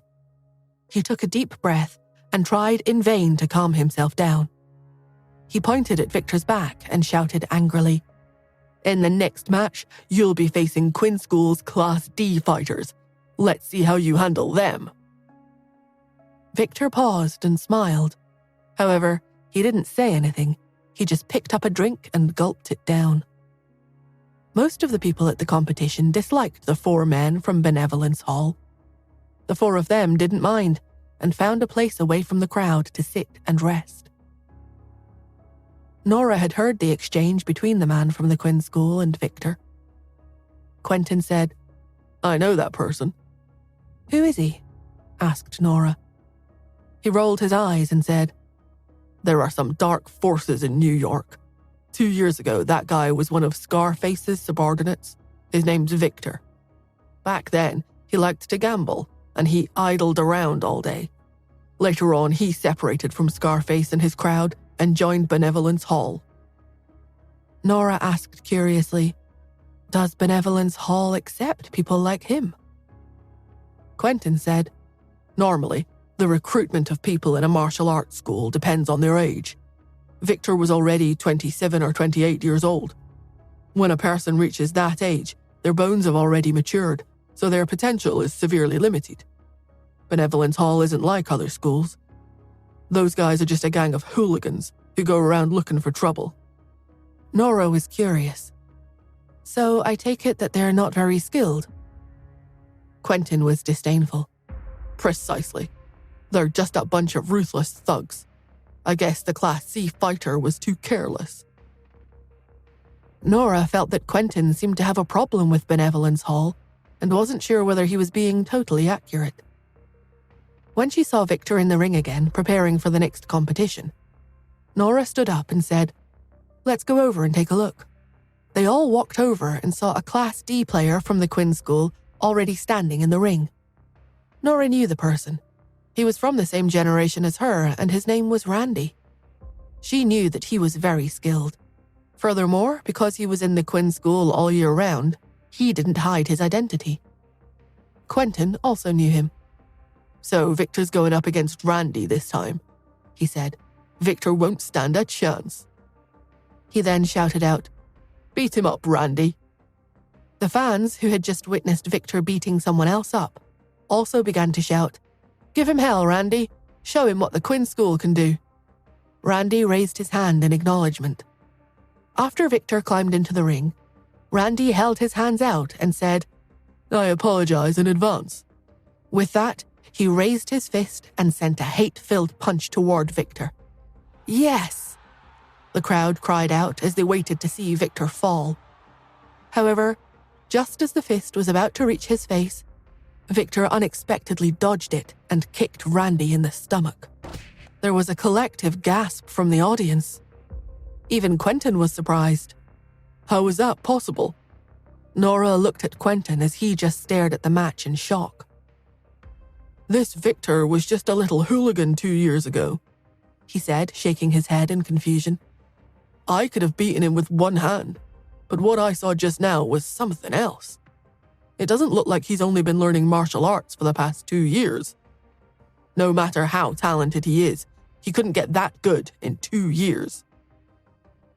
Quentin knew that he could match Victor's speed, but that was only because he had studied hard and practiced martial arts since he was young. He said, "I don't want to call him a genius. He's just a freak."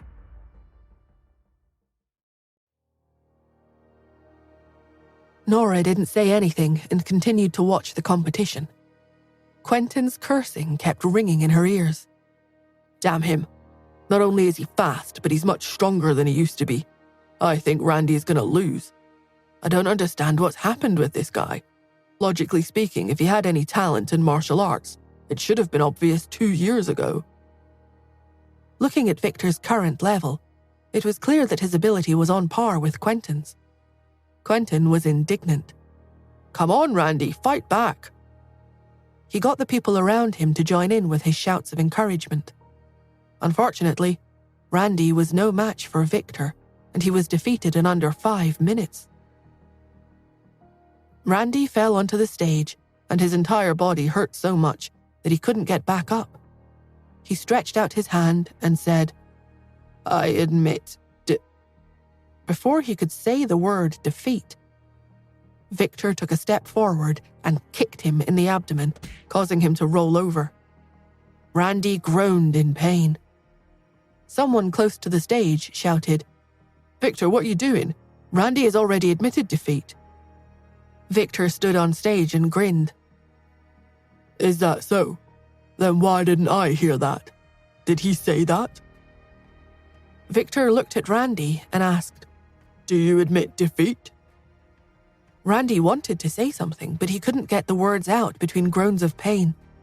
Victor spread out his arms to the crowd. "Did you see that? He didn't say anything. That means the fight isn't over." He then walked up to Randy and kicked him again. This time, Randy rolled into the barrier at the edge of the stage, which prevented him from falling off. If he had fallen off the stage, the competition would have ended. He coughed and held his abdomen. He couldn't speak at all and raised his hand as a sign of surrender. However, just as he stretched out his trembling hand, Victor grabbed it and pulled him hard. Randy was yanked back into the middle of the ring. Victor flexed his wrists and slowly walked up to Randy. "What a tough nut you are. I'm going to have to work harder to crack you." He then stepped on Randy's raised hand and crushed it. Randy cried out in pain and fainted. "Enough! The fight's over!" someone shouted. "Referee!" As everyone shouted, the referee walked over and said, "Randy has fainted, so you've won. Get your foot off his hand now." Victor challenged the decision. "Who says he's fainted?" He then put more of his weight onto Randy's hand. The pain was so great that it jolted him back into consciousness. His entire body was trembling, and he could no longer speak or move. "Referee, look, he's still awake. He must still want to fight me," Victor said ruthlessly. The referee was speechless at how Victor was exploiting loopholes in the competition rules. Nora couldn't bear to watch any more of it. She was about to attack when a voice from the back of the audience shouted, "Stop!" When they heard the voice, the crowd automatically moved aside. Linda, who had been pretending to be the senior student from the Quinn School, stepped forward. When she reached the stage, she asked, "Are you challenging the Quinn School?" Victor said, "It's about time you showed up. Do you want to fight me on his behalf? I'm happy to take you on, but do you dare take the risk?" Linda hesitated. Randy was Linda's superior and was more powerful than her. She was worried that it would be even more embarrassing for the Quinn School if she went on stage. Victor noticed her hesitation and provoked her by saying, "It looks like the senior student is full of hot air. She doesn't have the guts to go up against me."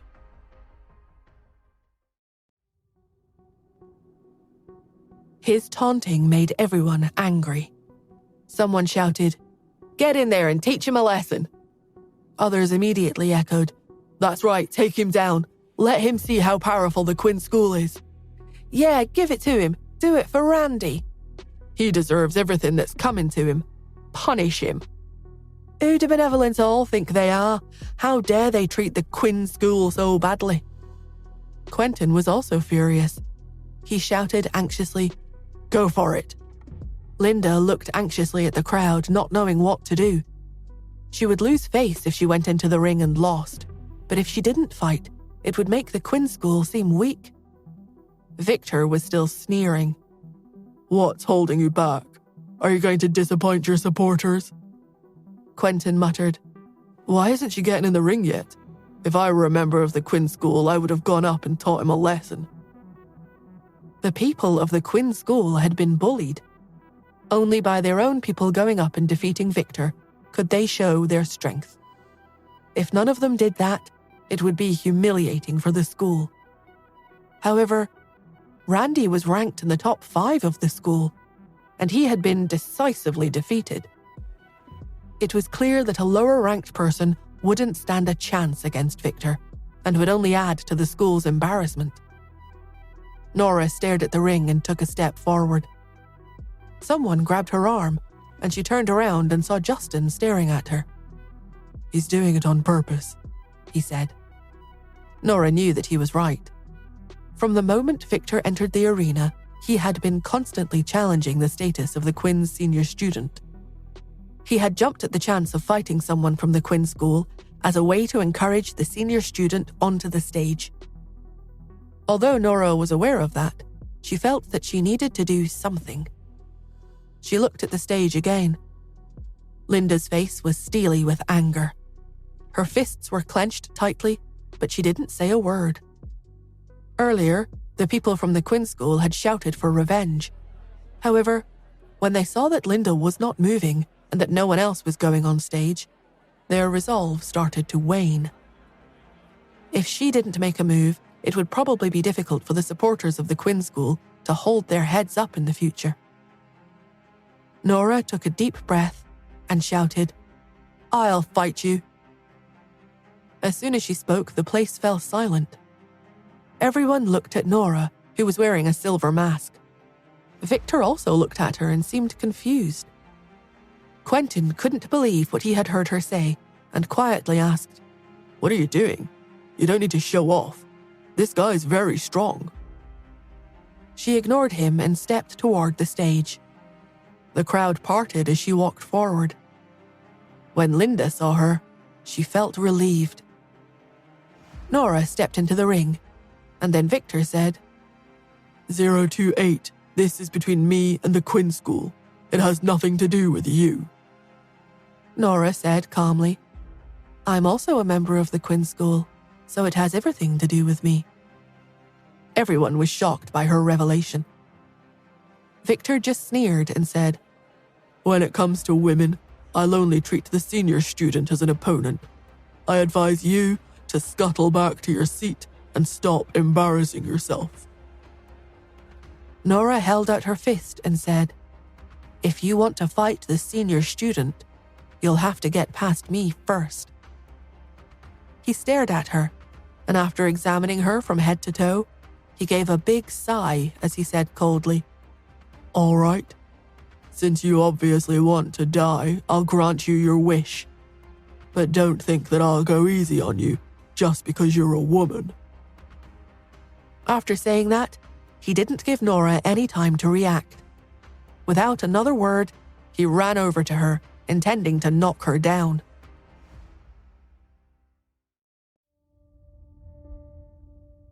He didn't want to waste too much time with her and intended to end the fight quickly. Therefore, he gathered all his strength into his first punch. He didn't care that his opponent was a woman and didn't have any intention of being gentle on her. He expected her to try and dodge the punch. However, she didn't dodge it. She stretched out her hand to block it. She's really courting death, he thought. He knew that, as a student of a boxing champion, he was superior in terms of strength. That was also the reason he had provoked the Quinn School rather than the Irvin School. The Irvin School's techniques focused more on agility, so he might not have been able to use his strength so effectively. However, the Quinn School relied on using strength, and he was confident that a woman wouldn't be able to match him on that score. He increased his speed. The momentum of his body and the strength accumulated in his punch would be unstoppable. Those who were standing close to the stage could see the murderous power in his fist, and although she had won with one punch in her first few matches, they looked worriedly at Nora. The next moment, the two fists collided. The sickening sound of them hitting each other made the people watching certain that bones had been broken. Quentin shut his eyes in fear and began to wonder which hospital in New York had the surgical skills required to reconstruct Nora's hand. However, when he opened his eyes again and looked at the ring, he saw the two standing there with their fists still touching. Victor was staring at the two touching fists in disbelief. A few seconds later, his legs became weak, and he took 2 steps back. His clenched fist drooped down weakly. It was obvious that he had broken a bone. He glanced at his damaged hand and looked at Nora again. She moved lithely toward him and then raised one of her slender legs. Her red dress was lifted up, and then, with a bang, she kicked Victor to the ground where he lay paralyzed. Justin looked admiringly at her powerful leg. However, he was slightly disapproving about her thighs becoming too exposed. I'll make sure she's got some pants to wear in the future, he thought. The crowd erupted in rapturous applause. Someone from the Quinn School shouted, "We're invincible!" Others followed, and soon everyone was shouting about the prowess of the Quinn School. Nora didn't care about the reaction. She patted her fist lightly and looked at Victor, who was lying on the mat and couldn't get up. She asked, "Do you admit defeat?" Victor's abdomen had been kicked hard, and he felt as if his organs had shifted. He was about to speak when Nora's fist flailed again. He had nowhere to hide from her punch, which knocked out 4 of his front teeth. She flexed her shoulders and asked again, "Do you admit defeat?" The woman in the red dress standing in front of him had become terrifying to Victor. In the end, he was carried off by the other 3 from Benevolence Hall. As they made their way to the exit, the arena was filled with cheers. Nora considered that what she had done was revenge for Randy. She gave Linda a comforting look. When she got off the stage, Quentin grabbed her arm. He regarded her quizzically and asked, "Who are you?"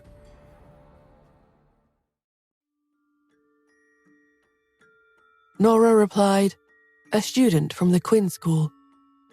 She didn't pay any more attention to him. Instead, she walked toward the exit.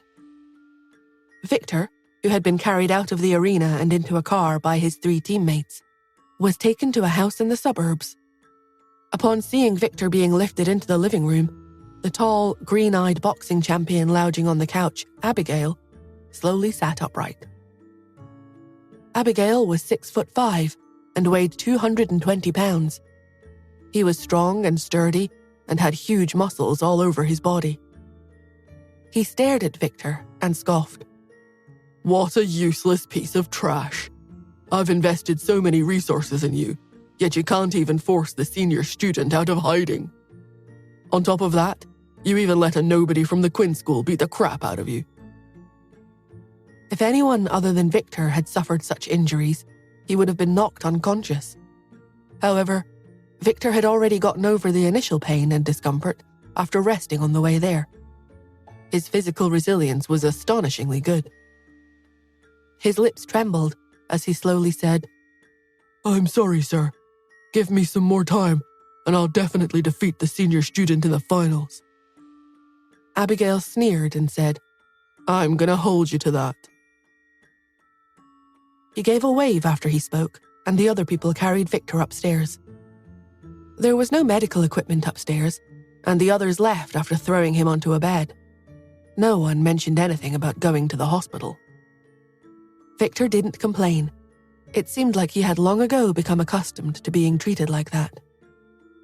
Downstairs, Abigail picked up his cell phone and was making a call. He said, "Sir, we didn't manage to force the senior student to act. Victor lost to a young female student from the Quinn School." The other person kept quiet for a moment before asking, "A female student, you say?" "Yes, that's right." "And the senior student didn't get involved?" "No." "It seems that Victor isn't a strong enough opponent, then." Abigail's voice deepened. "Do you need me to get involved?" "Yes, but be sure to take off the senior student's mask in the finals." Abigail was taken aback. "Her mask? She hasn't been wearing a mask." But as soon as he had spoken, Abigail realized the significance of what the other person had said. "You mean the woman claiming to be the senior student is a fake? Then who is the real one?" Before he received an answer, he figured it out. "It's 028, he exclaimed. The other person laughed and said, "So you're not that stupid after all." Then he added, "I heard that Caleb Gray is in New York. Keep an eye on him and see what he's been up to recently, as well as who he's been in contact with." "Yes, sir." After hanging up, Abigail looked upstairs with a cold expression. Who on earth is investigating me? Nora thought. And who could pose such a threat to me that my mother would leave such last words behind? Nora kept thinking about those 2 questions as she drove home. Victor's appearance had given her the feeling that a conspiracy was slowly coming into the open. Yet all of it seemed beyond her reach. In fact, she didn't even know who the other person was. Nora returned to the Smiths with those doubts still on her mind. As soon as she entered the house, she saw Yvonne sitting on the couch. She looked worried. When Yvonne saw her, she said, "Nora, old Maddie still hasn't woken up." Nora said, "That's normal." Yvonne wasn't satisfied with Nora's answer. "Let me take him to the hospital, Nora. It won't do for him to continue sleeping like he's in a coma. I'm worried that something terrible has happened to him." Nora said indifferently, "I just told you it's normal, didn't you hear me?" Yvonne bit her lip and then said, "Nora, you mustn't treat old Maddie's illness like that. Although he doesn't have any children and is all alone, he's been staying here for so long that he's pretty much part of the family. You shouldn't abuse his body like that." Nora walked straight upstairs. Yvonne followed behind her. She was about to continue to nag when Nora suddenly looked back at her and said, Has anyone ever told you that you're very irritating?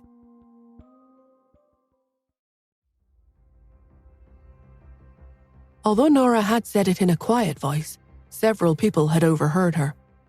The maids looked at one another in surprise and then lowered their heads in silence. Yvonne flinched slightly. She hadn't expected Nora to speak so bluntly.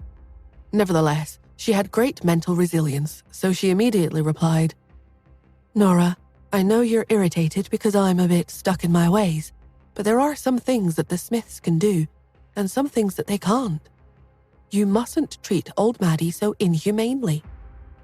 Your medical treatment has already caused him to become semi-comatose. Are you going to bear the responsibility if he dies?" Nora stared at her for a moment, and then she said simply, "Yeah, I will." Yvonne was outraged by her apparent flippancy. She took a deep breath and said, "Nora, you—" Nora, however, didn't pay her any more attention. She went straight into her bedroom and slammed the door shut before Yvonne could say anything more. Yvonne felt that she had been put into an awkward situation. Florence, who was standing behind her, said angrily, "Miss Yvonne, you shouldn't bother yourself with her. If something happens, we'll see how she explains herself." Yvonne said, "Florence, I'm not trying to interfere with her affairs. I'm just worried about Dad. He was the one who allowed old Maddie to live here. I'm sure you know this even if others don't, but Dad occasionally visits old Maddie, like he's visiting an old friend." "Yes, we all treat old Maddie like he's family," Florence said. "I just didn't expect a certain someone to be so cruel as to use him as a guinea pig for their experiments." Yvonne sighed. "Yes, that's exactly why I'm worried about old Maddie's safety." The two of them entered the study as they spoke. Yvonne closed the door and said, "Florence, what if I give Dad a call now and tell him about this?" Florence was alarmed. "No, you mustn't. Mr. Ian is still recuperating. If you tell him about it, he'll become anxious. I think it's better to tell Mr. Joel about it instead." "But Joel has already agreed to let Nora treat old Maddie's illness. Dad is the only one who can stop her now. But I see your point, and I don't want to disturb him either. How about this? I have a pill here called the Carefree pill that could help him. It's said to have saved Mrs. Hunt's life." Florence was taken aback. "The Carefree pill? Isn't that produced by Harmonia Pharmacy?" "Yes, that's right," said Yvonne. "I heard that it refreshes and invigorates the mind. I'm sure old Maddie will wake up once he takes a pill as effective as this." Florence was still hesitant. "Can it be given without medical guidance?" Yvonne replied, "It's based on traditional medicine, so it's beyond the remit of most physicians. I'm nervous about giving it to him, though, so maybe I'll just wait another couple of days. And if he continues to be comatose, then we'll just have to talk to Dad about it." Yvonne placed the Carefree pill on the desk, got up, and left the study. However, she didn't walk away after she went out. Instead, she stood at the door and peeked into the study. Florence was staring at the Carefree pill on the desk. "If I give the pill to old Maddie, he might recover," Florence thought. "That way, we wouldn't have to disturb Mr. Ian about it. He doesn't need to be bothered with the affairs of the home." She picked up the pill and went out through the French windows, heading straight toward old Maddie's house. As she saw the housekeeper leave, Yvonne gave a satisfied smile. The next day, Nora went to old Maddie's residence and performed acupuncture on him as per usual. After watching old Maddie fall asleep again at the end of the acupuncture session, she got up and walked out of the house. Lily called her at that point. "The DNA test results are back," she said. "Is he Ryan Smith?" Nora asked nervously.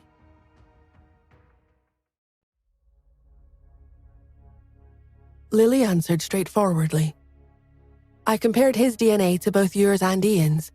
The results show that he is unrelated to either of you." Nora frowned. "If he's not related to either of us, then he isn't Ryan Smith after all," she thought. My guess wasn't a very good one. But if he isn't Ryan, who is he? His DNA does have some odd markers, though, Lily continued. Is he mentally ill? What do you mean? Nora asked, taken aback. What did you see? His DNA analysis shows a genetic psychosis. I see. Yes, he's not mentally stable. That makes sense. I'll talk to you later then. Lily ended the call. Nora stared at her phone for a while, thinking, before she tucked it back into her pocket. It's simple, really, she thought. If I can cure old Maddie of his illness, we'll find out who he is. His treatment should only take about 2 weeks. Since her tournament match was rather late that night, she had some free time. She decided to go to the hospital to check up on Ian. He was staying in a private hospital with state-of-the-art facilities. She knew that Ian was ashamed of her, and she didn't want to upset him further, so she didn't plan to visit him directly. Instead, she intended to find his attending doctor and ask for an update on his condition. The door to the attending doctor's office was open, but as she approached it, she heard Joel speaking with the doctor inside. You still haven't been able to reach Dr. Athena? Joel asked. Not yet, the doctor replied. She is difficult to reach as she rarely checks her email.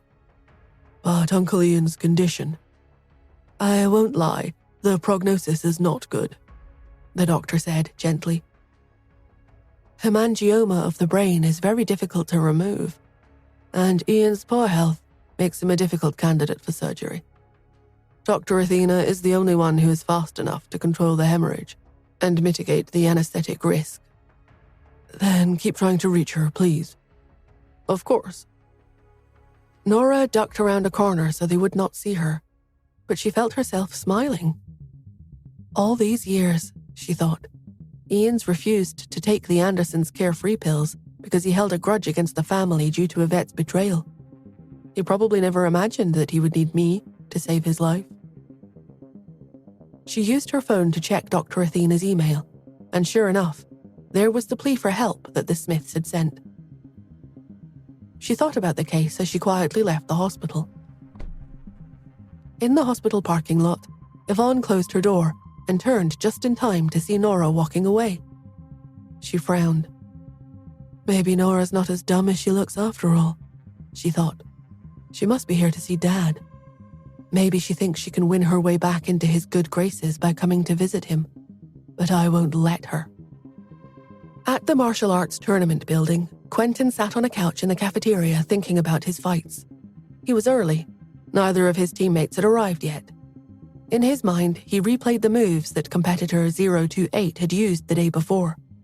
She truly was a remarkable fighter. He wasn't too impressed that she had defeated the others with just a single move. He was capable of doing the same thing. But she had also defeated Victor with a single blow. That took skill. Who exactly is she? He wondered. When did she show up in New York? And am I going to lose my position as third ranked in the world? The more he thought about competitor 028, the more hostile he felt toward her. I'm not giving up my position. He looked up and spotted Quinn's senior student across the room. She was sitting with a few other students from the Quinn School of Martial Arts in a darkened corner, and they were talking in hushed voices. He pushed the matter of his teammate to the back of his mind and, affecting a nonchalant attitude, walked over to them. Linda was distracted by her conversation with the other students and didn't hear him walking up behind her. Linda, he said, it's been a while since you started impersonating Quinn's senior student. When are you going to come clean? Honestly, she replied, I should have done that yesterday. After all, my opponents will only get better and stronger, and soon I won't be able to cope with them. If the real senior student hadn't stepped forward yesterday and helped me out, I don't know how I would have dealt with Victor.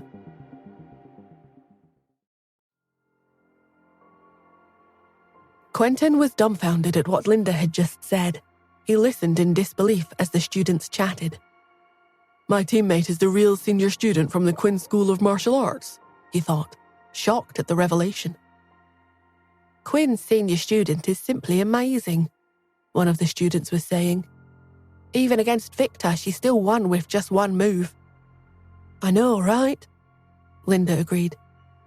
I thought that even the senior student wouldn't be able to defeat him that easily. I thought it would take a few moves at least. When Lucas first asked me to impersonate the senior student, I didn't know there was such a difference between my abilities and hers, but it's a huge gap. I bow down before her superiority. The other students laughed. Me too, another said. She's just awesome. Irvin's senior student is the only one who's probably a real match for her. Say, said a third student, what do you think would happen if Quinn's senior student encountered Irvin's senior student in the ring? Who would win? Quentin's head was spinning. I thought competitor 028 would only pose a threat to my position as third ranked in the world, he thought. How could I have known that she's actually the senior student of the Quinn School of Martial Arts, my idol? But if she really is the senior student, why did she team up with me? I thought she was impressed by my abilities. I was going to let my two teammates piggyback off me into the finals. If the senior student is so strong, he asked, why did she join a team? In the darkened corner, he blended in with the rest of the students. They didn't realize who had asked the question, but they answered it and continued to gossip. Yeah, I really don't know what kind of sheer dumb luck put Smithin on the same team as Quinn's senior student, one of the students said. Their team name is too weak, though. Third in the world. Even if the senior student doesn't take first place, she's at least second place, right? Right, another student replied. Smithin can coast through this tournament now that he can ride on the senior student's coattails. What a shame the others don't know about it. Speaking of which, there are actually people who are saying that competitor 028 is lucky to be able to tag along with Smithin's team, as if that's not the biggest joke I've heard all year. Quinn's senior student probably finds it too troublesome to correct them, but being on a team will make her level up in half the time, so that's why she did it. Quentin swallowed and stared at them in disbelief. One of the reasons he had invited a woman to be on his team was that he thought it would make him look better. After all, if he succeeded in bringing a weak, frail woman into Class F, he would be a legend in this tournament. Who would have thought that the supposedly weak, frail woman I casually approached was Quinn's senior student herself? His mind was still reeling. Third in the world. That really does lower her ranking, doesn't it? Shh, one of the students said. We should stop talking about this. If we're not careful, her identity will be exposed. It's dark enough here, but we shouldn't let any outsiders get too close. We don't want to give anything away. What are you so scared of? Linda asked casually. We're all from the Quinn School here. There aren't any outsiders around now. As if to double-check, Linda and the others looked around quickly. Quentin blended into the group, and their gazes skipped over him. Until Linda, a second later, turned back to him with eyes widened in surprise. Lately, he had been following her whenever he wasn't in a match. The Quinn School students were used to seeing him around and had truly thought that he was one of their own. He wasn't. Linda jumped to her feet. You. Quentin looked at the group members, hurt by their betrayal. Nora was running late. When Justin saw her outside the entrance, he came up to meet her. You just got here. You know you're late. Yeah. Nora locked the car door and tossed the key into her pocket. Has the match started yet? It's starting soon. He followed her into the building, carrying Cherry. You know that Quentin is going to get on your case for arriving so late, he teased. She shrugged. She was about to speak when she saw Quentin standing in front of her, dazed and staring at her in wonder. She stepped forward uncertainly. Sorry, I'm a little late. She braced herself for a lecture about tardiness. It's okay, Quentin said, almost starry-eyed. I'll wait for you, no matter how late you are. Nora was even more confused. Justin's eyes narrowed as he looked at Quentin. Since he was carrying Cherry, he had to be careful what he said or did. but he was going to keep a close eye on the situation. Quentin didn't seem to notice Justin watching him. He leaned toward Nora and said in a low voice, I found out your true identity. My true identity, Nora thought, growing nervous. Which one? Did he find out I'm Nora Smith? Or did he find out that I'm Quinn's senior student? She asked slowly, Which identity are you talking about? Quentin lowered his head, blushing furiously as though he were starstruck. You know, your identity is Quinn's senior student. I heard Linda and the others talking just now. I never thought my teammate would turn out to be the senior student. Yeah, she replied, relieved. It seemed that her Nora Smith identity hadn't been revealed after all. She smiled as their group walked through the building. Quentin fell in behind her. He was about to say something else to her when Justin, still carrying Cherry, smoothly inserted himself between the two of them. Quentin glanced over at him. He thought about the fact that his teammates were romantically linked, and he grabbed Justin's arm. In a low voice, he said, You're not worthy of Quinn's senior student. Excuse me? Justin replied. You're a man, but you're always stuck at home taking care of your kid. In the ring, you always let her do the work while you hide in the corner. How did Quinn's senior student fall in love with a guy like you, anyway? Do you have anything in common? Do you think you're even halfway decent at sparring if she needs a sparring partner? A muscle in Justin's jaw twitched briefly, and then he smiled. It can't be helped, he said. Quentin stared at him, taken aback. I guess she just likes pretty boys like me, Justin said with a grin. He's not ashamed at all, Quentin thought. On the contrary, he's proud of it. I can't believe this man. Besides, Justin continued, who do you think would be worthy of someone like her? Quentin said nothing, but he stood up straighter. You? Justin asked, piercing his ego. How many moves do you think you'd last in a fight against her? That's not fair, Quentin thought. I'm stronger than Victor. He refused to admit defeat, though. Maybe I'm not worthy of Quinn's senior student, but there's someone who is. Irvin's senior student can fight at her level. The two of them are a perfect match. Justin glanced at Nora, who was a little ahead of them. He leaned closer to Quentin, lowered his voice, and asked, Then, do you know who I am?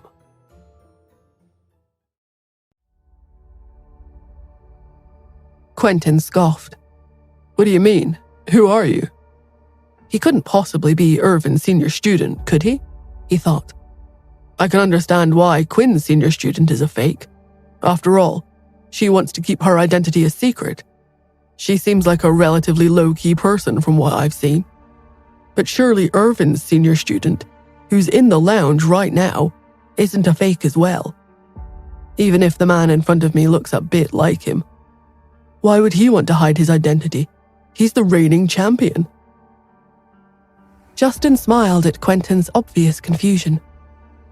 I am Irvin's senior student, he confirmed quietly. Quentin caught his breath in surprise, but then he sneered. Seriously, man, if you have to make up an identity for yourself, go for something more realistic than that. You must think you're some sort of hotshot or something. Everyone knows that the senior student from the Quinn School of Martial Arts and the senior student from the Irvin School of Martial Arts are enemies, Quentin thought. Quinn and Irvin fight whenever they meet, and their two schools are rivals. There's no way that two senior students would have a baby together. Besides, Quentin had chosen some random woman to form a team with, and they had picked their third to complete the team. The odds that both of the senior students were on his team were staggeringly low. Justin didn't argue or say anything further. Instead, he hurried after Nora as he called out, Wait for me, Mum. Mum, thought Quentin. Now he's just showing off that Quinn's senior student had his child. There's no doubt about it. He's definitely a man who's gotten this far in life by relying on his kid. Disgusted, Quentin followed the two of them into the arena. That night, Quentin fought extra hard. He also stopped trying to put himself in the limelight, preferring instead to concentrate on performing well in front of Quinn's senior student. After their 2 matches were finished, they prepared to go home. Quentin followed Nora through the halls. "Can I take you home, senior student?" he asked eagerly. "No, thank you," Nora replied. "I wouldn't want to be a bother." "It's no bother at all," he said as he held the door for her. "Let me take you home." "No, really, I'm fine." She lingered by the entrance, not wanting to risk him following her into the parking lot where he might recognize her car. He hadn't yet seen through her disguise, but if he saw her climb into her car, he would know the truth. Quentin reluctantly bade her good night. She walked around the building to a darkened alcove where she quickly changed into her regular clothes and removed her mask. Only then did she walk to her car. As she entered the parking lot, she saw Quentin surreptitiously scanning the vehicles. Justin had already gotten into his car with Cherry. Though Quentin was trying to be casual, he was obviously waiting to see if she would join them. Nora paused behind him where he would not notice her and looked at Justin's car. She was impressed. She hadn't noticed before that he had swapped his normal car for an inconspicuous little sedan. And Justin and Cherry had kept their masks on even after they had gotten into the car. Well, it makes sense, she thought. He has to be extra cautious since he has Cherry with him. Maybe I should have kept my disguise on as well. Of course, this could have been avoided if I weren't too lazy to get a different vehicle. She heard Quentin mutter to himself, "Just who exactly is Quinn's senior student?" He turned abruptly to go back into the arena, and he spotted Nora before she could move. His eyebrows rose in surprise. "What are you doing here?" he asked. Nora quickly tried to think of an excuse. He answered his own question before she could. "I see," he said pompously. "You must have come looking for me because you didn't feel safe at home if I'm not there. Don't you know it's even more dangerous out here at night?" He shook his head. "Never mind, let's go. I'll follow you home." As she walked with him into the parking lot, she heard him muttering to himself. "How's that for bad luck? She's thrown off all my plans. Now I won't be able to tail that car to see who the senior student really is." Nora had been planning to tell him that she could find her own way back, but now she changed her mind. I'd better let him follow me home, otherwise he's just going to try to follow Justin. Not that he'll be able to keep up with him. Justin's too good for that. Nora drove her big black Jeep back to the Smith's house and Quentin followed her. She wasn't sure which car he was driving, and she had to admit that he did a good job tailing her. Even though she knew she was being followed, she couldn't pinpoint his location until they pulled into the driveway one after another. She parked the car, made her way upstairs, and took a shower. Then she gave Pete a goodnight kiss and crawled into bed. A sharp cry woke her the next morning. She sat up quickly in bed and shook off the remnants of sleep as someone knocked on her bedroom door. She frowned and got out of bed. When she opened the door, she saw 2 police officers waiting for her. "What's going on?" she asked. One of the officers flashed her his badge. "You're under investigation for reckless endangerment, Miss Smith. Please come with us to the station for questioning." Whose life did I endanger? The police officers exchanged a glance, unnerved by how calm she was. "The victim is known as Old Maddie and he lives on this property," one answered her. "He was found in his house this morning struggling to breathe. He's very weak and he was taken by ambulance to the hospital. We had an anonymous tip that his health issues were caused by you practicing medicine on him without a license." "Old Maddie?" Nora asked, eyes wide with shock. "That's impossible."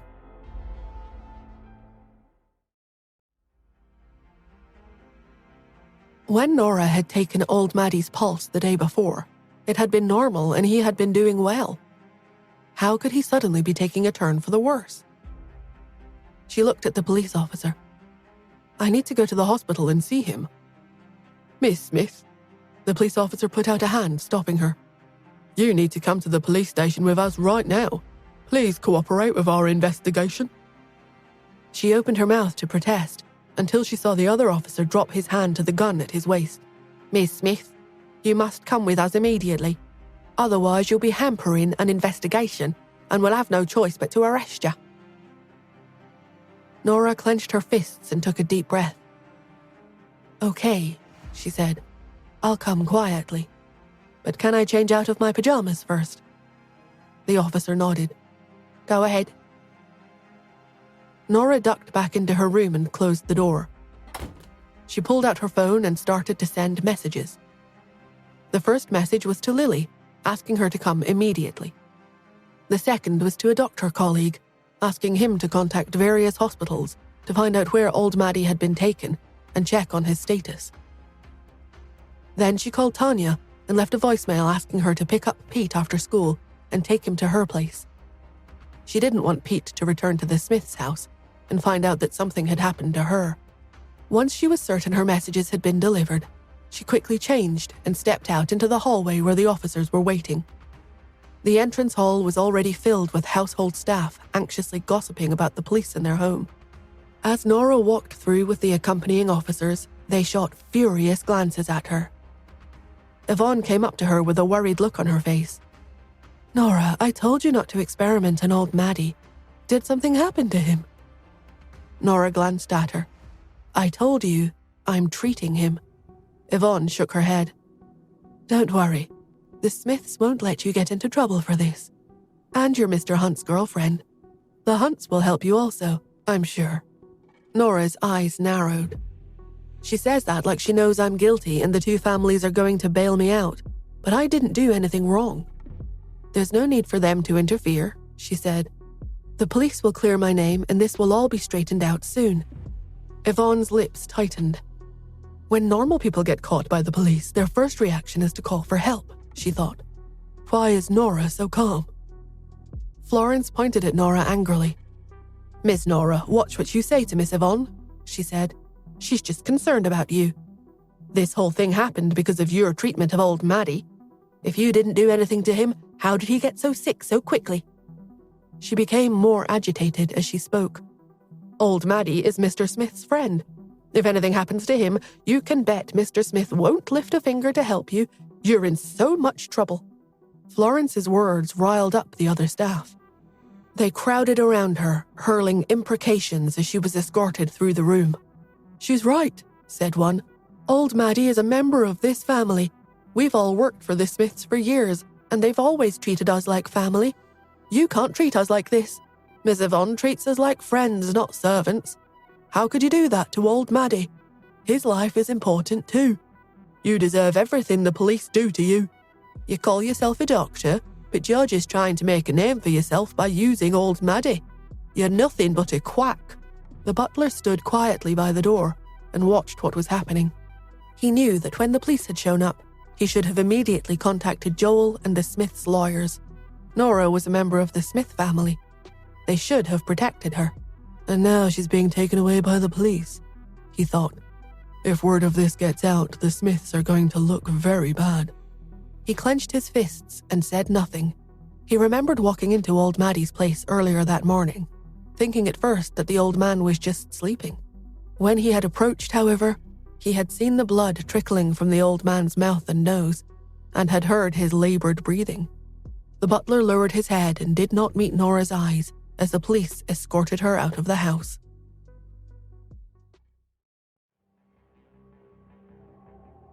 As the butler went to contact Athena, Joel frowned and stared at the operation theater. He made another call to invite all the specialists he could get from New York. During the consultation with the specialists, Joel stood at the side and didn't interfere. It wasn't within his ability to do anything, and his greatest strength was that he didn't dabble in things he didn't understand. After handing old Maddie's life to a trustworthy doctor, he picked up his phone and contacted the police. He wanted to find out what was going on with Nora and why she couldn't be bailed out. All right, let me know what you find out, he told the officer on the phone. Thank you. After hanging up with the police, he started to dial Justin's number. Even though Joel didn't want to admit that he could be inferior to Justin, the other man had a stronger connection with Nora, so he had no choice but to ask him for help. Before he could finish dialing, Yvonne walked over and asked, "What can I help you with?" He frowned at her and was about to say that he didn't need anything from her when his phone suddenly rang. It was a friend he had asked for help, calling back to report about the reason Nora couldn't be bailed out. Before he answered the call, he told Yvonne, "Contact Justin immediately and tell him that old Maddie is being treated and needs Dr. Athena's help."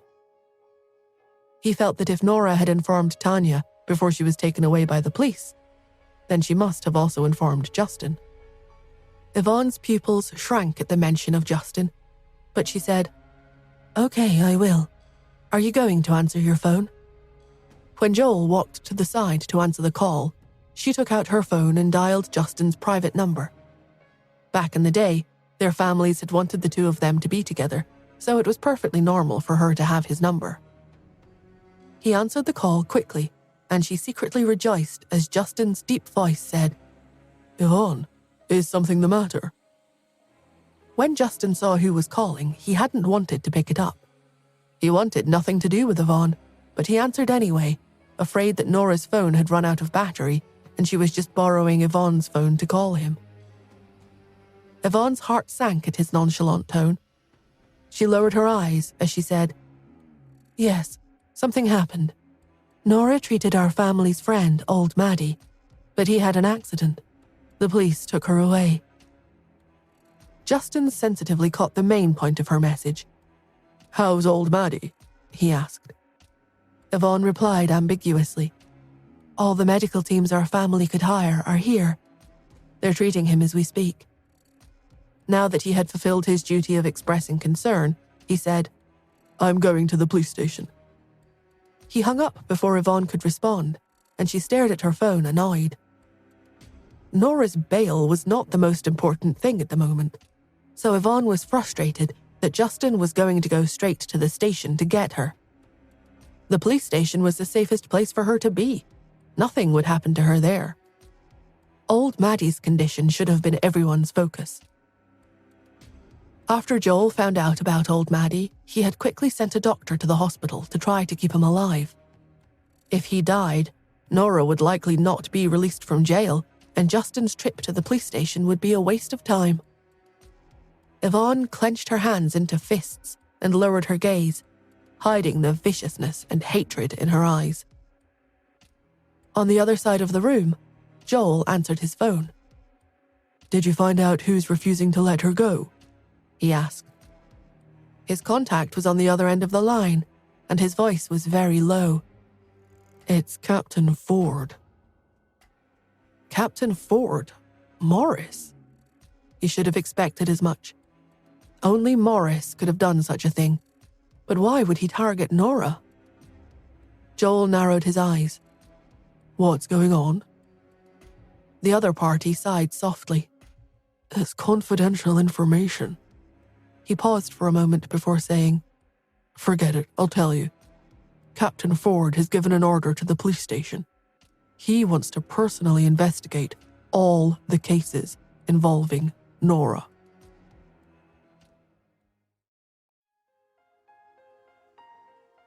The person on the other end of the line with Joel paused before continuing. "When a life is on the line, bail can't be granted. He's worried that Nora will try to escape if she's bailed out." Joel frowned. Escape? It seemed like a harsh decision considering she had no criminal record. Refusing bail was more suited to fugitives and murderers. He couldn't understand why they were so afraid she would find an opportunity to escape. His contact informed him that they planned to detain her for 24 hours, with no chance of letting her leave before that. Who is she really? He wondered. The interrogation room in the police station was cold, surrounded on all sides by walls and doors made of metal. The two police officers stared at the woman sitting opposite them. One of them said, "Miss Smith, Even if you won't admit your part in it, old Maddie is on the verge of death. If something happens to him, you will be in serious trouble. Nora was slouching on the chair made for interrogation. She had her head tilted back and her eyes closed as she pretended to sleep. The two officers looked at each other. One of them frowned deeply as he observed her behavior. Are you stalling for time? Waiting for the Smiths' lawyers to bail you out? You endangered a man's life. Don't you have anything to say? As a police officer, he hated these people from wealthy families who treated human lives as nothing. The officers had seen old Maddie being taken away in the ambulance with their own eyes, and heard the housekeeper and servants say that Nora had insisted on treating old Maddie. They had even found long silver needles when they searched old Maddie's residence.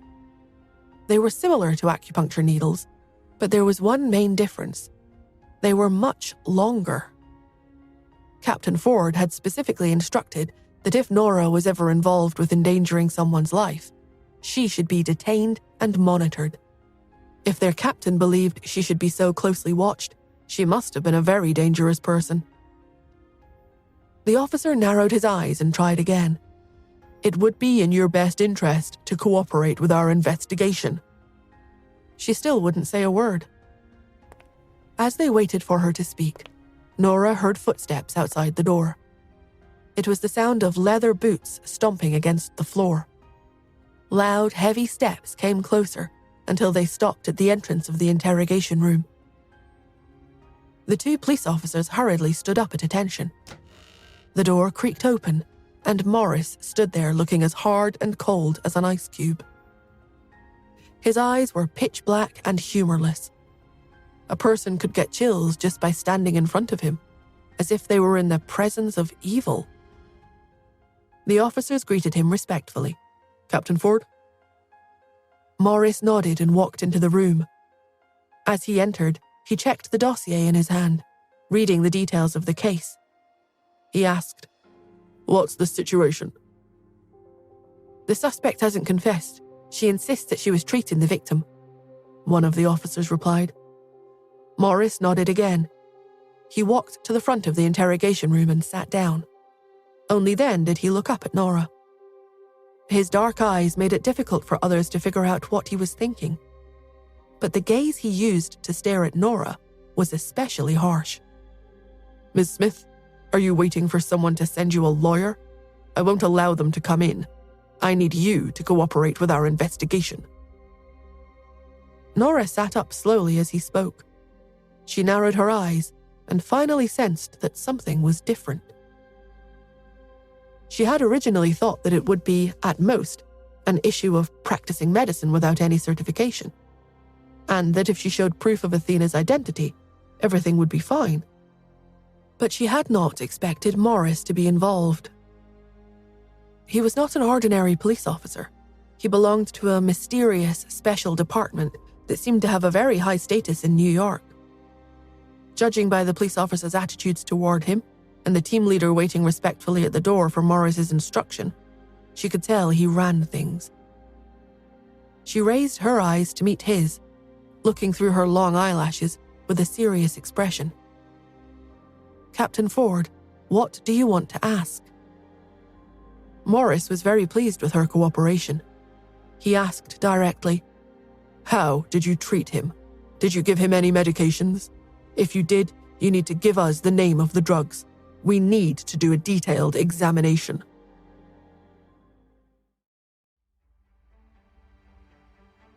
At Morris's mention of drugs, Nora could sense that he was very serious about the case. She bowed her head as she said, "Old Maddie's nerves had been damaged, causing him to be weak and not suitable for medication. I've been using acupuncture instead." Morris was stunned. "Acupuncture?" "Yes, that's right." She sat up straight as she answered him. He glowered at her. "Are you sure you didn't use any other drugs to help with the treatment?" "I'm positive," she replied confidently. "Okay." Morris stood up. "I'll have to trouble you to stay here for the time being. We'll go look for old Maddie and collect some more evidence." Captain Ford, I need to see old Maddie so I can continue treating him, she insisted. Morris lowered his eyes. It's not convenient for you to leave right now. She frowned. Then you'll have to go and see how he's doing. If he really is about to die, please let me out so I can help him. He scrutinized her carefully. Are you really a doctor? Yes, I am. She let him size her up for a moment before saying, I'm Athena. With the way things were going, it no longer made sense for her to hide her identity. Morris was clearly surprised. You're Athena? Yes, she replied emphatically. He was silent for a moment as he stood in front of her. Then he sat down again before saying, As far as I know, Dr. Athena only became famous overseas in the past 5 years. How many years have you been studying medicine? Nora leaned back in her chair. Her eyes drooped and she looked very sleepy. 24 years. She had been studying medicine since she was very young, but as she grew older, her studies became more complex. She examined alternative medicines and modern medicine. Morris was stunned. In my experience, it takes most doctors years to become established, successful surgeons. How many years have you been a practicing doctor? Nora smiled. 5 years. Morris wondered if it was possible for a doctor to become an accomplished surgeon in such a short time. It didn't make sense that she had suddenly appeared and quickly become a well-known surgeon overseas. To be as good as she was rumored to be would take a lot of practice. He suddenly asked, Can you tell me about any bizarre things that have happened to you? Bizarre things? Where is he going with this? She wondered. She cupped her chin with both hands. Does being pregnant with twins with no idea how it happened count? He grimaced. Anything else? Nora spread her hands. That's all. He eyed her carefully and then asked, Ms. Smith, don't you think your talent in medicine is a little shocking? She thought about his question. She had been a fast learner since she was a child. Anything she set her sights on learning, she had mastered quickly. I don't think being intelligent is very shocking, do you? Since ancient times, there have been many smart people. In ancient China, there was a boy who was crowned when he was just 12 years old. Did you know that? Morris was speechless. After failing to give her a reasonable explanation, he stood up. I'm going to the hospital to check on old Maddie. At the hospital, Yvonne watched the doctors entering and exiting the operation theatre. Everyone was trying their best to save old Maddie's life, but they were all going in the wrong direction. Old Maddie was not sick, and his nerves weren't damaged. He had been poisoned. Yvonne took a deep breath. The pill she had told Florence about was not a carefree pill at all. It was a kind of poison. After being swallowed, it would soon enter the bloodstream. Unless a very accurate instrument was used, it couldn't be detected. Meanwhile, as the doctors worked hard to save old Maddie, they were coming at it from the perspective that Nora was the one who had harmed him. They would never even think of poison. Once old Maddie died, the toxic molecules in his blood would slowly disappear, making it even harder to discover. As Yvonne was thinking about this, she saw Morris walking over with a group of forensic scientists. He immediately shouted an order. I want all the data on this man's condition. Yes, Captain Ford. Everyone dispersed and either participated in the treatment efforts or set to work recording information about the old man. Some of them had even drawn a few tubes of his blood. Yvonne clenched her fists tightly. What are they doing? She wondered. In another hour or so, the poison would have been out of his blood, but they had already drawn it into vials. Everything had been going so well. No one would have thought that he had been poisoned. She scowled at Captain Ford. He was ruining all her plans.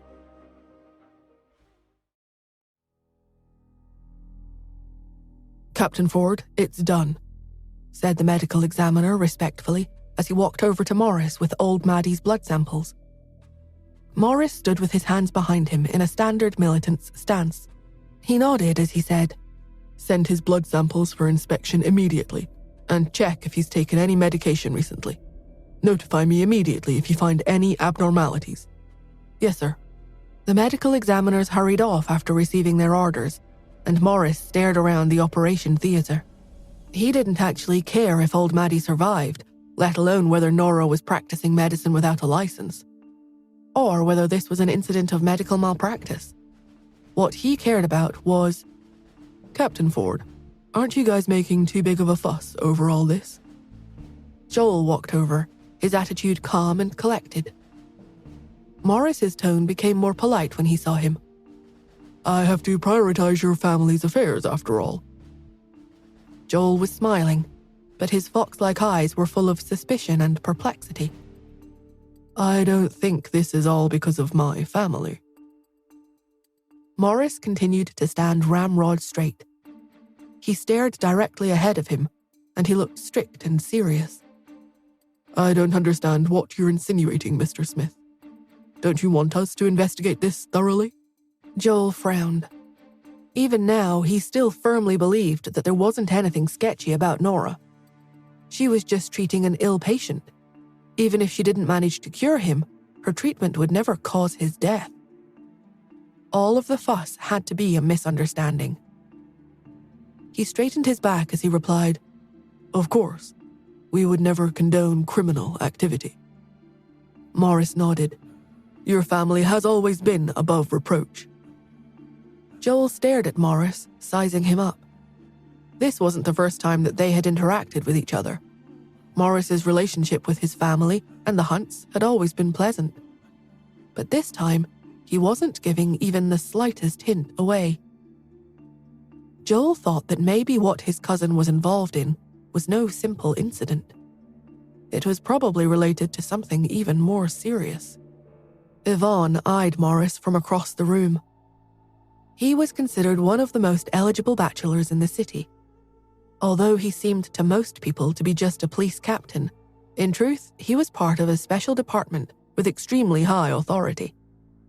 No one knew what kind of cases he was investigating, but his identity was not a simple one. Of course, it was also because of this same sense of mystery around Morris that no one dared to pursue him. But he didn't have time for romance anyway. Yvonne had thought about it. If things were impossible between her and Justin, then Morris was also an option. She had dispelled all of those thoughts by that time. She stared at the door nervously, hoping for the outcome to be revealed soon. Meanwhile, at the Smiths' house, the sky had gradually darkened. A figure darted into the driveway outside the back door. Louis stood there sneakily looking around. He cupped his hands around his mouth like a trumpet as he shouted, "Quentin! Quentin!" But after shouting for a long time, he didn't see anyone. Louis frowned and pouted. "Where has he gone?" As soon as he asked the question, he heard someone approaching in a hurry. He was so startled that he darted behind a car to hide. Right after he slid behind the vehicle, he saw Maureen and Warren hurrying over. Louis breathed a sigh of relief when he saw them. He called out softly, "Warren? Maureen? Where are you guys going this late at night?" Upon hearing his voice, Warren asked, "What are you doing here?" Louis went up nervously to the two of them and then said with dissatisfaction, "I heard that Nora's in trouble. Don't things go wrong during medical treatments in hospitals all the time? How did it come to this? Joel still hasn't bailed her out. It must be because she isn't Ian's daughter." His voice grew angrier as he spoke. What's wrong with Joel? Even if Nora's mother betrayed Ian and ended up with Ryan instead, what does it have to do with her? We finally have a girl in the family now. How can he treat her like this? Warren was very much in agreement with him. "You're right. I don't think Joel handled this well either. He must be looking at things from Ian's perspective instead. Besides, you know what Joel is like." Louis nodded. Yeah, he always looks so pleasant on the outside. But is there anyone who doesn't know that he's the most underhanded person ever? He doesn't pay any attention to us, let alone to Nora.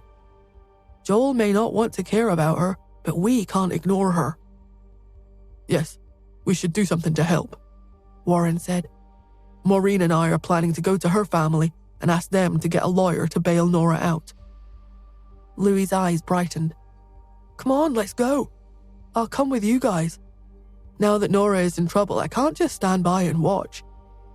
Warren, you can contribute in terms of strength, and I'll...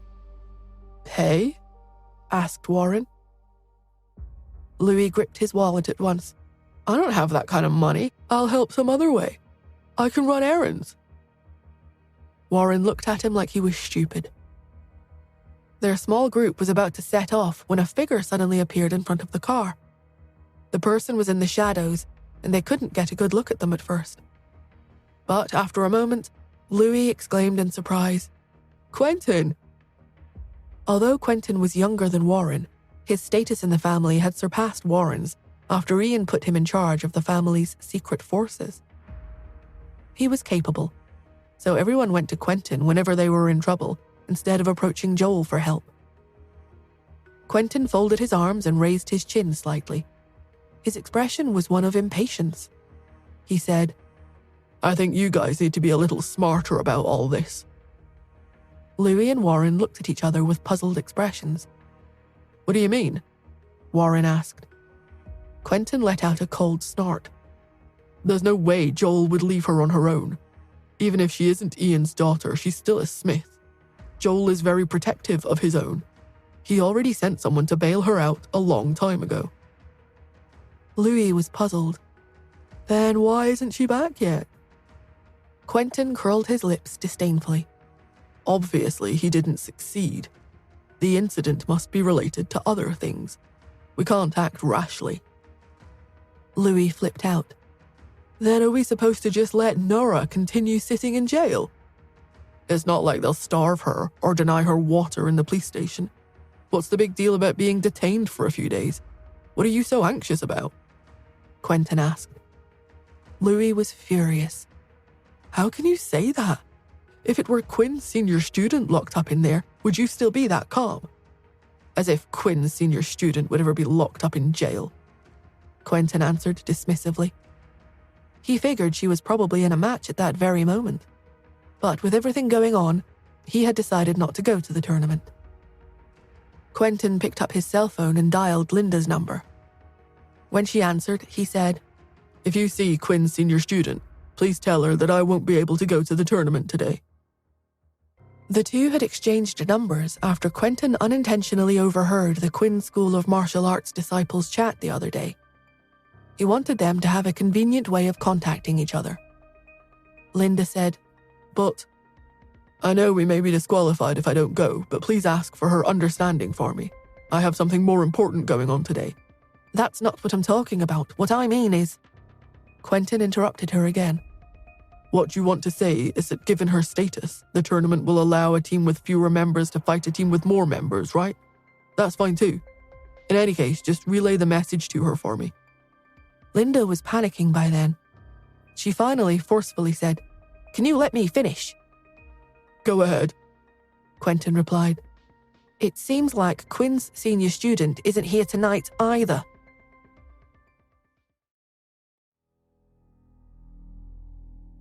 Captain Ford, it's done, said the medical examiner respectfully as he walked over to Morris with old Maddie's blood samples. Morris stood with his hands behind him in a standard militant's stance. He nodded as he said, Send his blood samples for inspection immediately, and check if he's taken any medication recently. Notify me immediately if you find any abnormalities. Yes, sir. The medical examiners hurried off after receiving their orders, and Morris stared around the operation theatre. He didn't actually care if old Maddie survived, let alone whether Nora was practicing medicine without a license, or whether this was an incident of medical malpractice. What he cared about was, Captain Ford, aren't you guys making too big of a fuss over all this? Joel walked over, his attitude calm and collected. Morris's tone became more polite when he saw him. I have to prioritize your family's affairs, after all.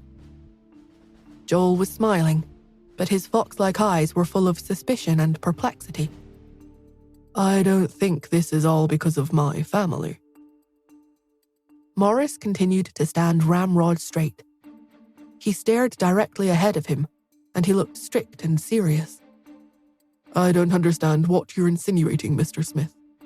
Don't you want us to investigate this thoroughly? Joel frowned. Even now, he still firmly believed that there wasn't anything sketchy about Nora. She was just treating an ill patient. Even if she didn't manage to cure him, her treatment would never cause his death. All of the fuss had to be a misunderstanding. He straightened his back as he replied, Of course, we would never condone criminal activity. Morris nodded. Your family has always been above reproach. Joel stared at Morris, sizing him up. This wasn't the first time that they had interacted with each other. Morris's relationship with his family and the Hunts had always been pleasant. But this time, he wasn't giving even the slightest hint away. Joel thought that maybe what his cousin was involved in was no simple incident. It was probably related to something even more serious. Yvonne eyed Morris from across the room. He was considered one of the most eligible bachelors in the city. Although he seemed to most people to be just a police captain, in truth, he was part of a special department with extremely high authority. No one knew what kind of cases he was investigating, but his identity was not a simple one. Of course, it was also because of this same sense of mystery around Morris that no one dared to pursue him. But he didn't have time for romance anyway. Yvonne had thought about it. If things were impossible between her and Justin, then Morris was also an option. She had dispelled all of those thoughts by that time. She stared at the door nervously, hoping for the outcome to be revealed soon. Meanwhile, at the Smiths' house, the sky had gradually darkened. A figure darted into the driveway outside the back door. Louis stood there sneakily looking around. He cupped his hands around his mouth like a trumpet as he shouted, "Quentin! Quentin!" But after shouting for a long time, he didn't see anyone. Louis frowned and pouted. Where has he gone? As soon as he asked the question, he heard someone approaching in a hurry. He was so startled that he darted behind a car to hide. Right after he slid behind the vehicle, he saw Maureen and Warren hurrying over. Louis breathed a sigh of relief when he saw them. He called out softly, "Warren? Maureen? Where are you guys going this late at night?" Upon hearing his voice, Warren asked, "What are you doing here?" Louis went up nervously to the two of them and then said with dissatisfaction, "I heard that Nora's in trouble. Don't things go wrong during medical treatments in hospitals all the time? How did it come to this? Joel still hasn't bailed her out. It must be because she isn't Ian's daughter." His voice grew angrier as he spoke. "What's wrong with Joel? Even if Nora's mother betrayed Ian and ended up with Ryan instead, what does it have to do with her? We finally have a girl in the family now. How can he treat her like this?" Warren was very much in agreement with him. "You're right. I don't think Joel handled this well either. He must be looking at things from Ian's perspective instead. Besides, you know what Joel is like." Louis nodded. "Yeah, he always looks so pleasant on the outside. But is there anyone who doesn't know that he's the most underhanded person ever? He doesn't pay any attention to us, let alone to Nora. Joel may not want to care about her, but we can't ignore her." "Yes, we should do something to help," Warren said. "Maureen and I are planning to go to her family and ask them to get a lawyer to bail Nora out." Louis' eyes brightened. "Come on, let's go. I'll come with you guys. Now that Nora is in trouble, I can't just stand by and watch. Warren, you can contribute in terms of strength, and I'll..." "Pay?" asked Warren. Louis gripped his wallet at once. "I don't have that kind of money. I'll help some other way. I can run errands." Warren looked at him like he was stupid. Their small group was about to set off when a figure suddenly appeared in front of the car. The person was in the shadows, and they couldn't get a good look at them at first. But after a moment, Louis exclaimed in surprise, "Quentin!" Although Quentin was younger than Warren, his status in the family had surpassed Warren's after Ian put him in charge of the family's secret forces. He was capable, so everyone went to Quentin whenever they were in trouble instead of approaching Joel for help. Quentin folded his arms and raised his chin slightly. His expression was one of impatience. He said, "I think you guys need to be a little smarter about all this." Louis and Warren looked at each other with puzzled expressions. "What do you mean?" Warren asked. Quentin let out a cold snort. "There's no way Joel would leave her on her own. Even if she isn't Ian's daughter, she's still a Smith. Joel is very protective of his own. He already sent someone to bail her out a long time ago." Louis was puzzled. "Then why isn't she back yet?" Quentin curled his lips disdainfully. "Obviously, he didn't succeed. The incident must be related to other things. We can't act rashly." Louis flipped out. "Then are we supposed to just let Nora continue sitting in jail? It's not like they'll starve her or deny her water in the police station. What's the big deal about being detained for a few days? What are you so anxious about?" Quentin asked. Louis was furious. "How can you say that? If it were Quinn's senior student locked up in there, would you still be that calm? As if Quinn's senior student would ever be locked up in jail," Quentin answered dismissively. He figured she was probably in a match at that very moment. But with everything going on, he had decided not to go to the tournament. Quentin picked up his cell phone and dialed Linda's number. When she answered, he said, "If you see Quinn's senior student, please tell her that I won't be able to go to the tournament today." The two had exchanged numbers after Quentin unintentionally overheard the Quinn School of Martial Arts disciples chat the other day. He wanted them to have a convenient way of contacting each other. Linda said, "But I know we may be disqualified if I don't go, but please ask for her understanding for me. I have something more important going on today." "That's not what I'm talking about. What I mean is—" Quentin interrupted her again. "What you want to say is that given her status, the tournament will allow a team with fewer members to fight a team with more members, right? That's fine too. In any case, just relay the message to her for me." Linda was panicking by then. She finally forcefully said, "Can you let me finish?" "Go ahead," Quentin replied. "It seems like Quinn's senior student isn't here tonight either."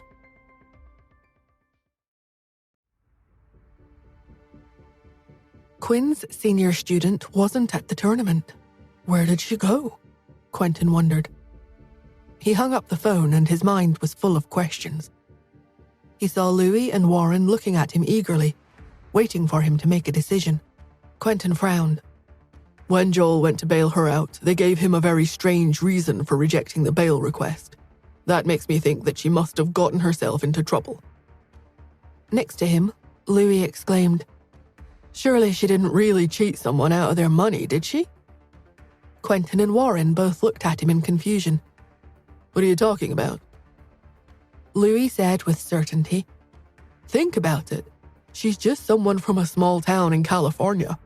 How can she possibly own a card with no credit limit? I just find it a little strange. Maybe she's involved in a fraud syndicate." Warren and Maureen looked dubious. Maureen stroked her chin as she said hesitantly, "Now that you put it that way, Nora also knows a relatively impressive hacker called Solo." "Solo?" Quentin frowned. "I know that guy. He's an international hacker who's on a wanted list overseas. Why is she involved with him?" Louis came to a conclusion. "It's all over. If she's involved in other kinds of trouble besides the medical malpractice incident, there's no chance we can help her. Besides, I heard that old Maddie's situation isn't looking too good." Warren nodded in agreement. "That's why we've been so anxious. We heard that his vitals are slowly declining, and his organs are beginning to fail. That's why we were trying to think of a solution. Louis cried out. It's over. It's all over. Ian already dislikes Nora, and now she's gotten herself into so much trouble. Quentin, what should we do? There's only one way out now, said Quentin. What is it? We have to break her out of jail. After patrolling the hospital for a while, Morris came back to the police station to continue interrogating Nora. Nora was still sitting in the interrogation room like she wasn't bothered. She leaned against the back of the chair and stared at him. She said, "So, have you looked into everything? Can I go to the hospital to save my patient now?" Morris glared at the woman in front of him. His man had indeed investigated what had happened, and they had questioned the Smith staff. All of them testified that Nora hadn't used any drugs when she was treating old Maddie. Instead, she had performed acupuncture on him. He looked at her sternly. You're not allowed to leave until we reach an outcome with the investigation. Her eyes darkened a little, and her voice gradually became cold. "Captain Ford, I don't know what you're investigating, but someone is waiting for me to save his life right now.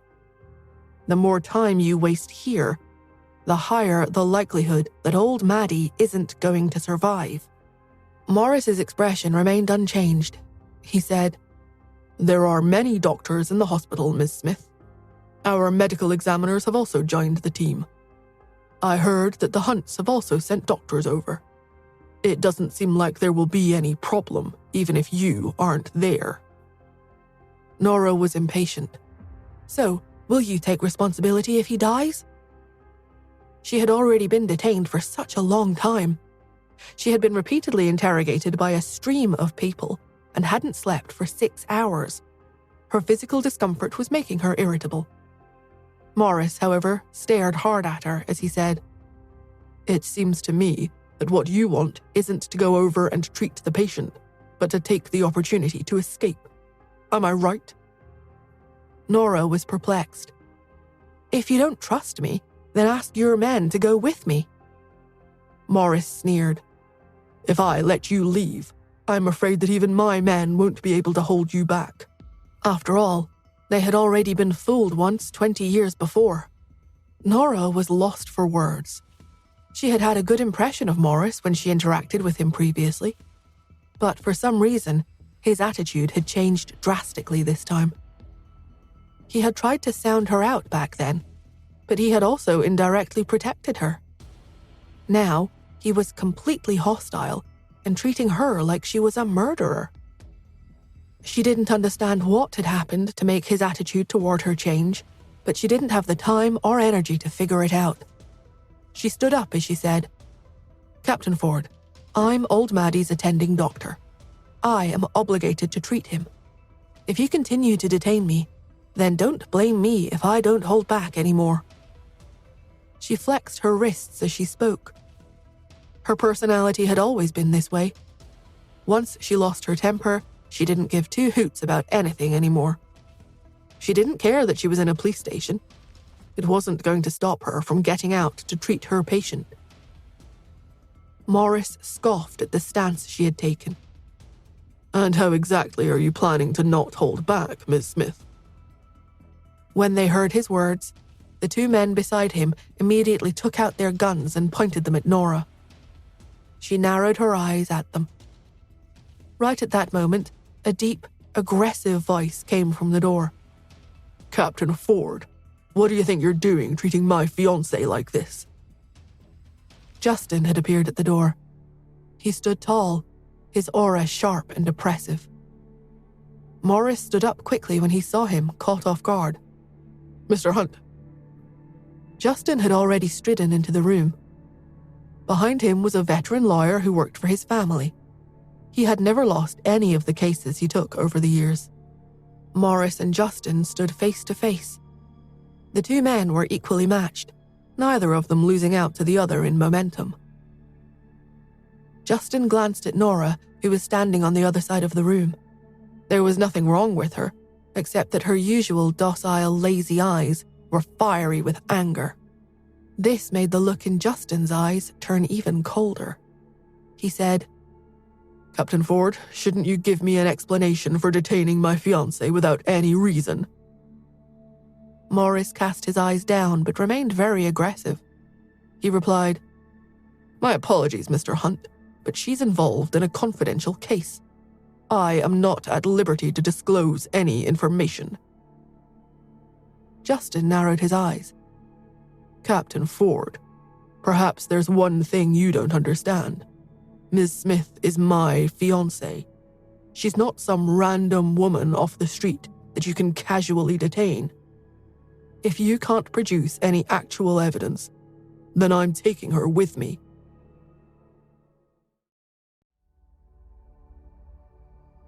Both the Hunts and the Smiths were powerful families.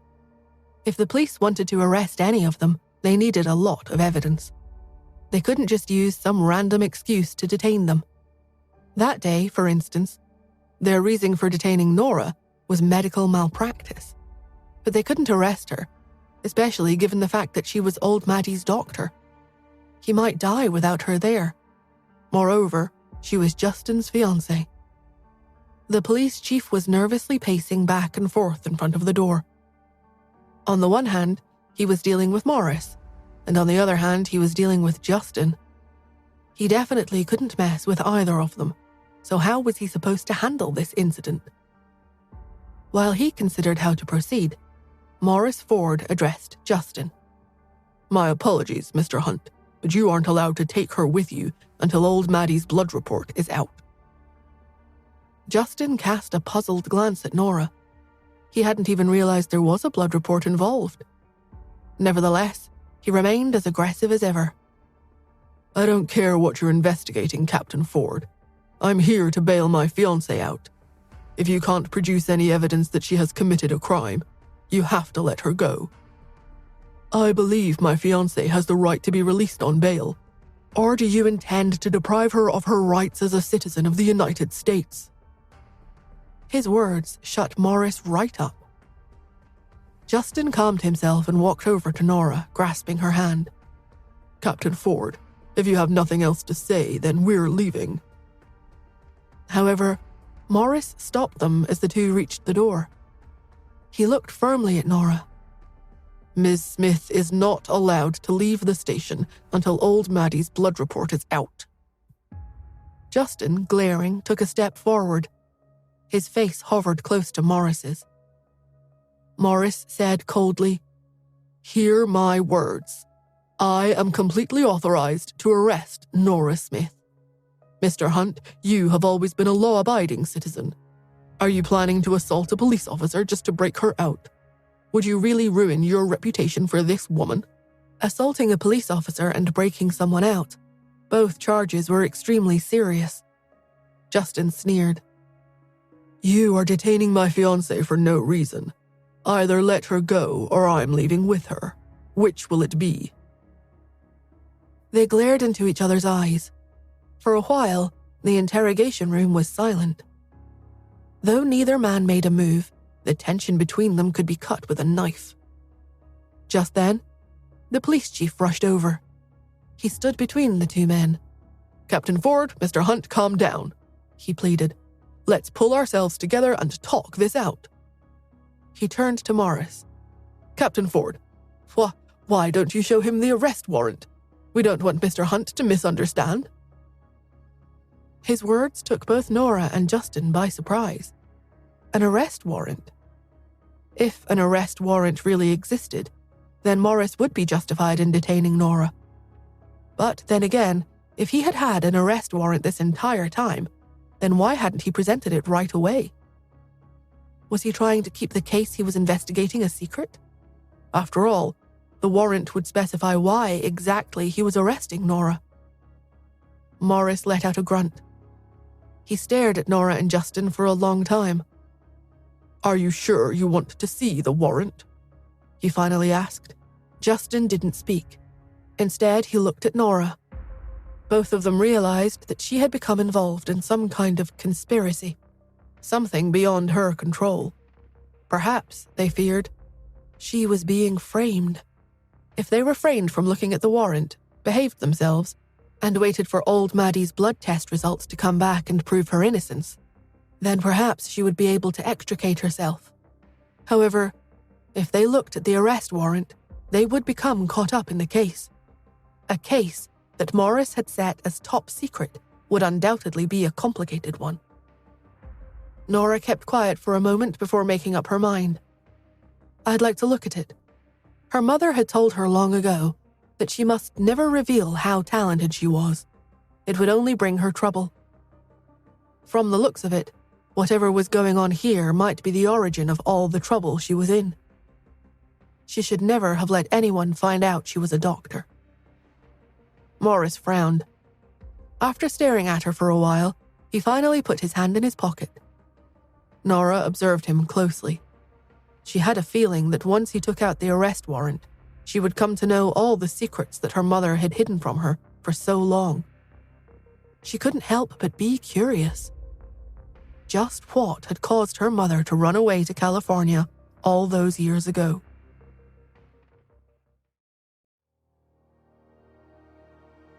Morris pulled the document from his pocket.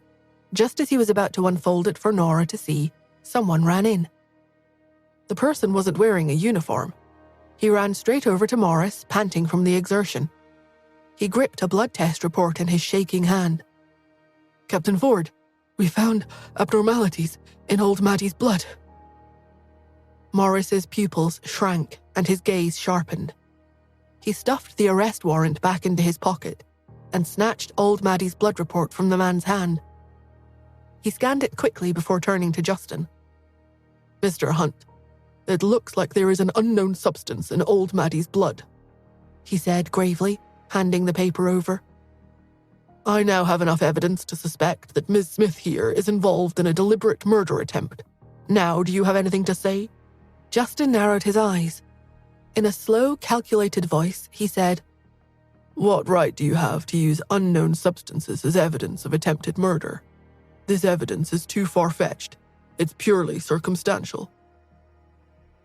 Indeed, but there are other findings in this case in addition to this. We can detain Ms. Smith for another 24 hours. I expect that in that time, our medical examiner will figure out what this substance in old Maddie's blood is and whether it's her doing. She cannot be bailed out. Morris waved his hand, calling over the surrounding police officers. They slowly approached. Justin frowned. Then Nora spoke up, her eyes wide and determined. I didn't use any medicine on him, and you can verify that because every time I treat him, the butler is next to me. If there truly is an unknown substance in his blood, I suspect that old Maddie was poisoned by someone else. She began to realize just how critical old Maddie's current condition was. Before she had been arrested that morning, she had noticed that old Maddie was reacting differently to treatment. Just before the police took her away, she had arranged for Lily to return and take over for her. But if there was an unknown chemical in his blood, that meant that old Maddie was in serious danger. She looked directly at Justin. What's the situation with old Maddie now? Since being detained, she had lost contact with the outside world. Justin had sent the Hunt's medical team to the hospital to help with the treatment. He called them now to figure out what was going on. The call was picked up quickly, and a doctor's nervous voice could be heard on the other end of the line. Mr. Hunt, we've performed a thorough examination of the patient, but we can't determine the cause of his illness. Every organ in his body is failing rapidly. If this continues, I'm afraid he won't be alive for much longer. He didn't have much time left. How long can you guys keep him alive? Justin asked. 2 hours at most. We've communicated with the Smiths' medical team. Only Dr. Athena can treat this illness. If she doesn't get to the hospital in the next half hour, the patient might not stand a chance. Justin gripped his phone tightly, feeling increasingly anxious. Why hadn't the Smiths told him about Athena when they informed him of this earlier? If they had, Nora would already be in the hospital. 2 hours had already been wasted. Justin was furious, but his expression remained terrifyingly calm.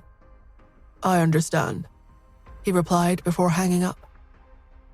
Justin looked up at Morris.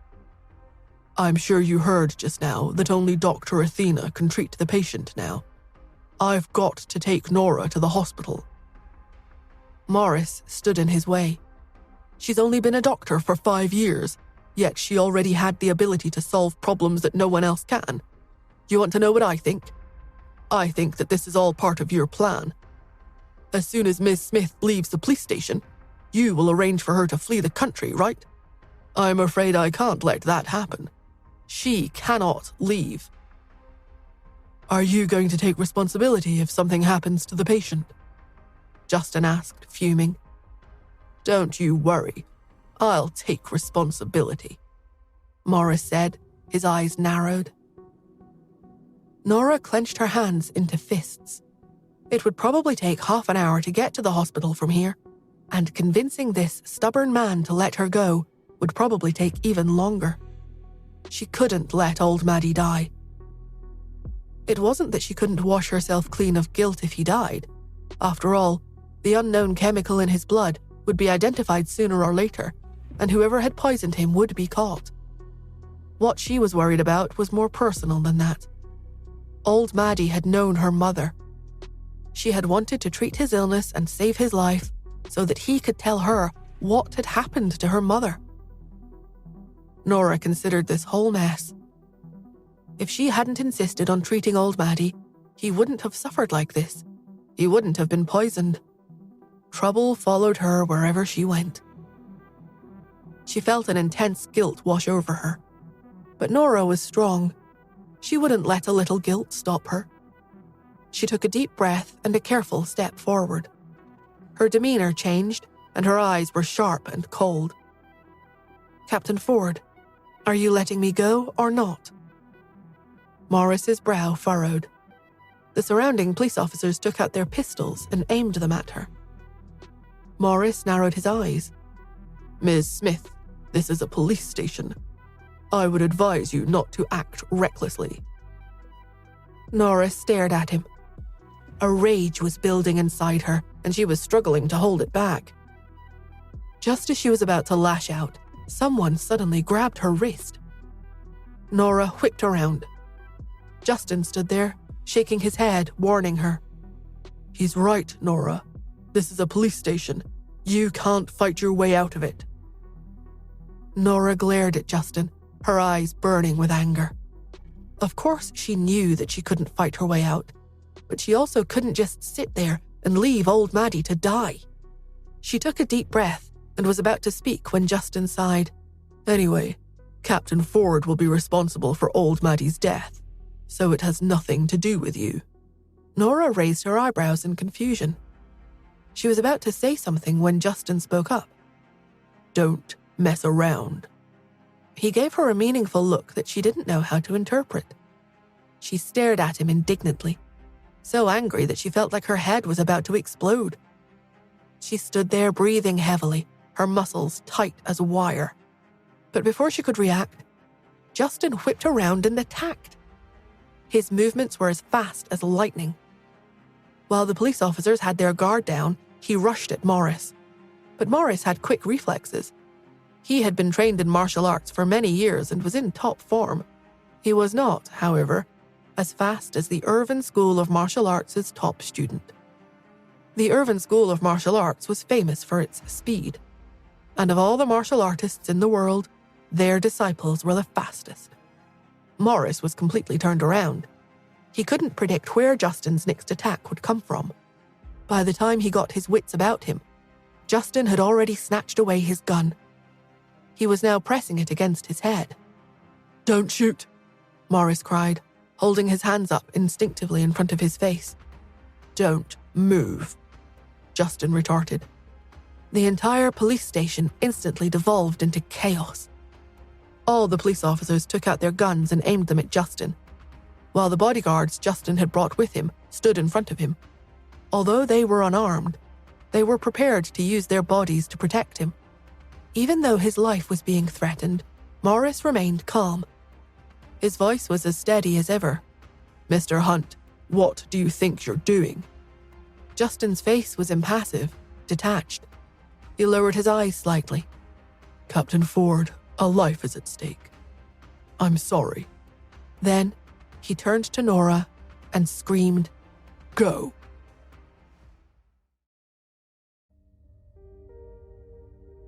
All the police officers turned toward Nora, but just before they rushed over to restrain her, Justin's calm voice rang out over the fray.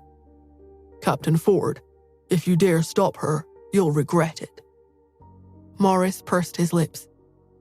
His gaze was still glued on Nora, but he didn't move. His eyes were cold and impenetrable. "Let her go," he finally said. All of the police officers instantly moved aside to let her pass. Nora clenched her hands into fists. She would never have expected Justin to go to such lengths for her. After all, assaulting Captain Ford was a serious crime. She had previously considered her relationship with Justin to be surface level, only pertaining to the children. But perhaps it was more than that. Nora didn't have time to think about any of this. She turned and walked out. Her steps were decisive and quick, becoming faster. Soon enough, she was running. Morris stared at her as she left, his eyes filled with anger. "Mr. Hunt, do you have any idea what you're doing?" "Believe me, I know exactly what I'm doing."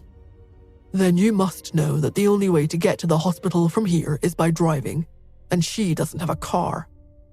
"I know." Morris smiled coldly.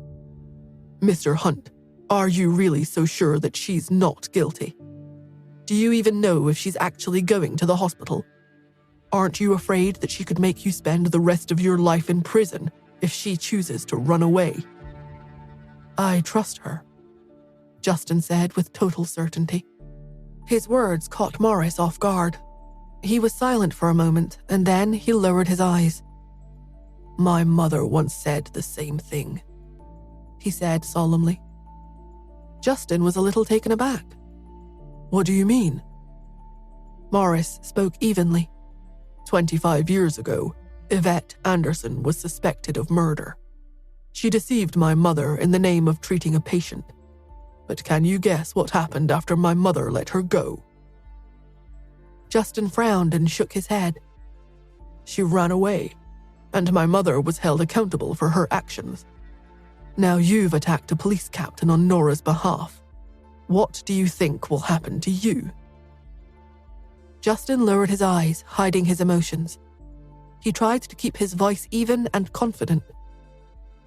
"I told you, I trust her. Captain Ford, please hear me out." Morris snorted. "Even if I do you think there are no other police officers in New York? Do you really think she'll make it to the hospital?" Justin's eyes widened. Captain Ford was right. Nora was escaping alone, and the moment she left the police station, she would be seen by the other officers at the special department. She would become a wanted criminal. Meanwhile, 4 people were climbing out of a black car parked in front of the police station. A moment later, Quentin, Louis, Warren, and Maureen stared nervously at the door. Are we really breaking her out?" Warren stammered. Louis didn't seem to care. "What else can we do? She needs our help." "But this isn't a good idea, right?" Warren said nervously. "I've never done something so reckless before. Will Uncle Ian let us off the hook for it?" Louis sneered. "The 3 Smith sons are here. Of course he'll have our backs." Warren paused for a moment. "Other than Joel, Uncle Ian only talks to Quentin, and not even that often. Do you really think he cares about the 2 of us?" "Warren, can you please shut up?" Louis asked. Quentin's lips twitched as he listened to the 2 of them bicker. "What are you afraid of?" he asked. He had been in tricky situations like this many times before, and he tried to put on an air of confidence. But in reality, he was also panicking. After all, the Smiths were all law-abiding citizens. When Uncle Ian had handed over all underground operations to Quentin, his only instruction had been to not break the law. What they investigated in secret, who they protected, and what they did were all at the edge of what was legal. Did they really have it in them to do something illegal like this? As Quentin thought about it, the station suddenly broke out in chaos. A police officer took out his gun at the door and ran inside. "What's wrong?" Maureen asked in fear. Louis hesitated as well. Did Nora already escape? Warren tapped his head. Can you use your brain right now, Louis? How could someone as frail as her have escaped? I guess you're right. He had barely finished speaking when Nora ran out of the police station. Her hair tie had fallen out, and her beautiful hair flowed behind her as she ran. She looked vibrant and victorious. After she flew out the door, several police officers stopped in the doorway, all of them pointing their guns at her back. Warren, Louis, and Maureen's jaws dropped. They stood there dumbfounded. Nora was very anxious. The people behind her wouldn't chase after her, as per Captain Ford's orders, but she didn't have a car. How was she supposed to get to the hospital? Her gaze swept across the parking lot. Before she saw him, she heard Quentin's voice. "Hey, why isn't this car locked?" he shouted, likely for her benefit. "And the keys are inside." Nora followed his gaze and saw a familiar car parked nearby. She immediately rushed over and ripped open the door. She jumped into the driver's seat and stepped on the accelerator. The car sped away with a loud, aching screech. Several police officers jumped into their own cars and chased after her. Louis and Warren looked on, stunned. Then they turned their heads, only to find that Quentin had disappeared. Then another car pulled up, blocking the path of the police vehicles. Quentin got out and casually leaned against the car. "Hey, officers, I'm having trouble starting my car," he called out. Louis and Warren didn't know what to say. They stood there flabbergasted as other police officers began walking over. "What you doing here?" one of them asked gruffly. "What's your relationship to the fugitive?" Louis and Warren looked at each other and stepped in. They tried desperately to make up some lie. "Officers, we initially came here to get help from the police," Louis said. "Yeah," Warren agreed. "But that woman was so fierce, she stole our car and ran." "So, what were you here to report?" the officer asked. My brother hit me," they said in unison, each brother pointing a finger at the other. They looked at each other. "It's true, I hit him," they said, again at the same time. Louis and Warren were astonished by how in sync they were. Then, just to prove their point, they began to clumsily throw punches at each other. Maureen was speechless. She clasped a hand to her forehead reflexively.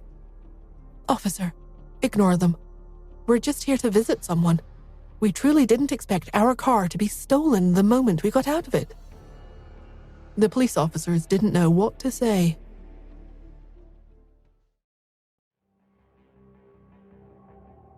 Back in the police station, Captain Ford stood pinned to the wall. "Send someone to guard the hospital.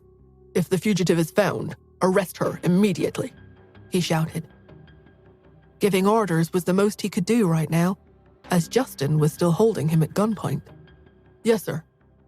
"Send units to guard the entrances and exits of the airport and rail stations, and get her photo into the system." Justin guarded Morris vigilantly, but didn't stop him from barking out orders. "Look for her in every corner of New York. If she resists..."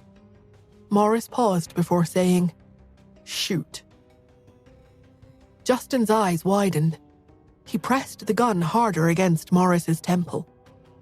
"Captain Ford, aren't you going a little overboard?" Morris lowered his eyes. "Mr. Hunt, I don't think you actually know what this woman is capable of." Justin glared at him, his eyes burning with anger. Morris continued, "We found out that she only returned to the country 2 months ago. You have 2 children together, but do you know who she really is?" Justin narrowed his eyes. He knew that she was Athena and the Quinn School of Martial Arts' top student. But there seemed to be other mystery identities he couldn't figure out. Maybe He didn't actually know her as well as he thought he did. Morris spoke slowly. I believe you've looked into her past too, right? There is no record of her during those 5 years overseas. Do you know what she did during that time? Still pointing his gun at Morris, Justin pulled a chair over to sit opposite him. He leaned forward slightly, his tall figure looming.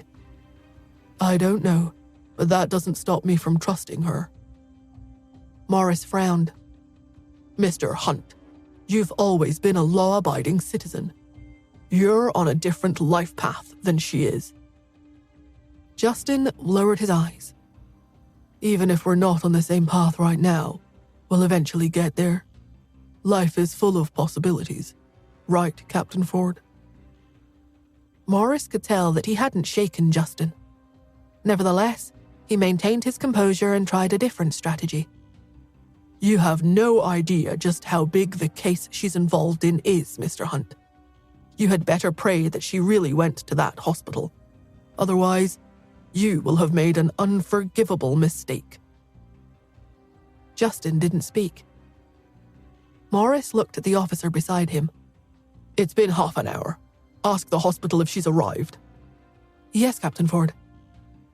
Morris's subordinate walked across the room and made the call.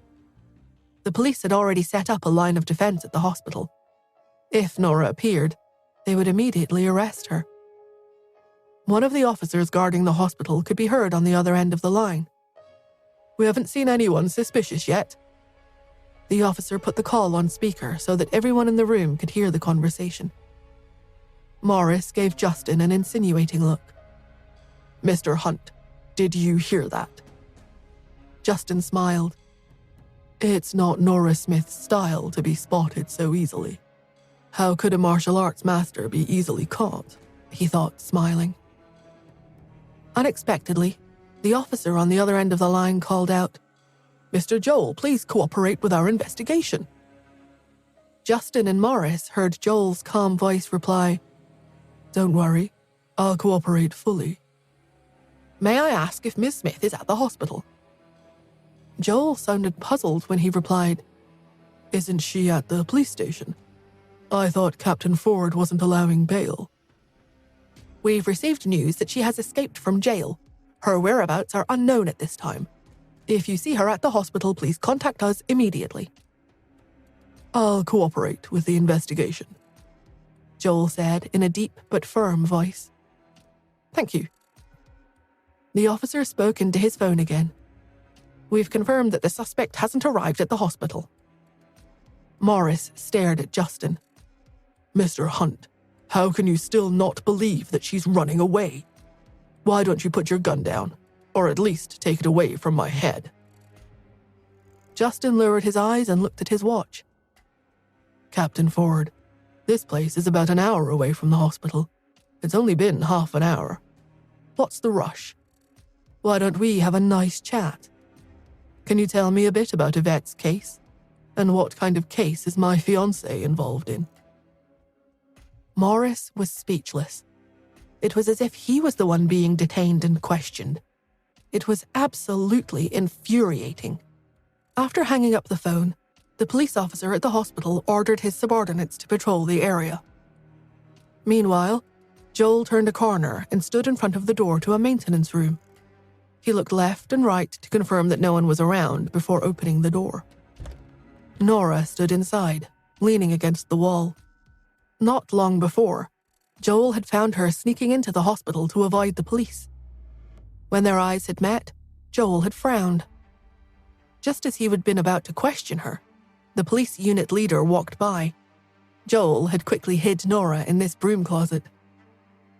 Nora was surprised that Joel was helping her. Given his law-abiding personality, she had expected him to help the police arrest her. It was looking more and more like, other than Yvonne, the Smiths weren't all that bad. Nora nodded at Joel in thanks and was about to leave the closet when he grabbed her arm. What are you actually doing here?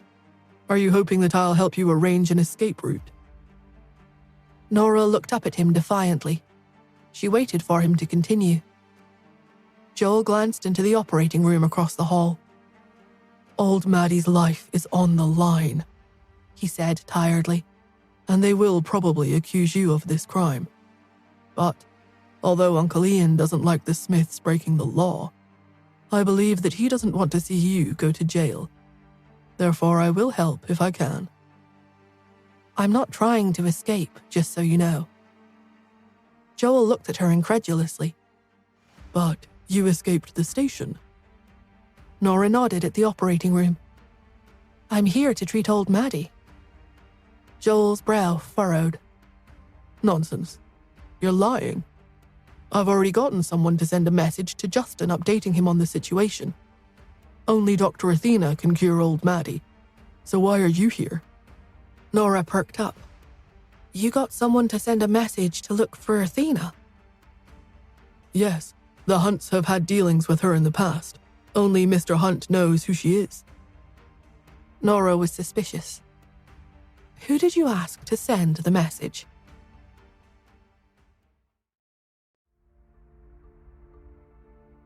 I asked Yvonne to call Mr. Hunt, Joel said uncertainly.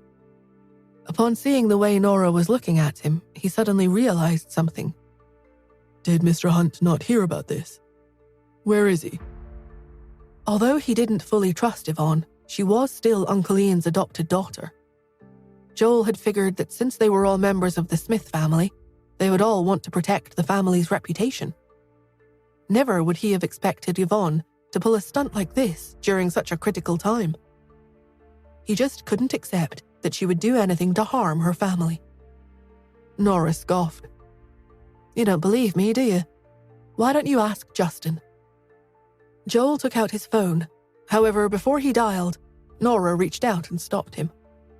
He's at the police station right now. Joel understood what she was insinuating.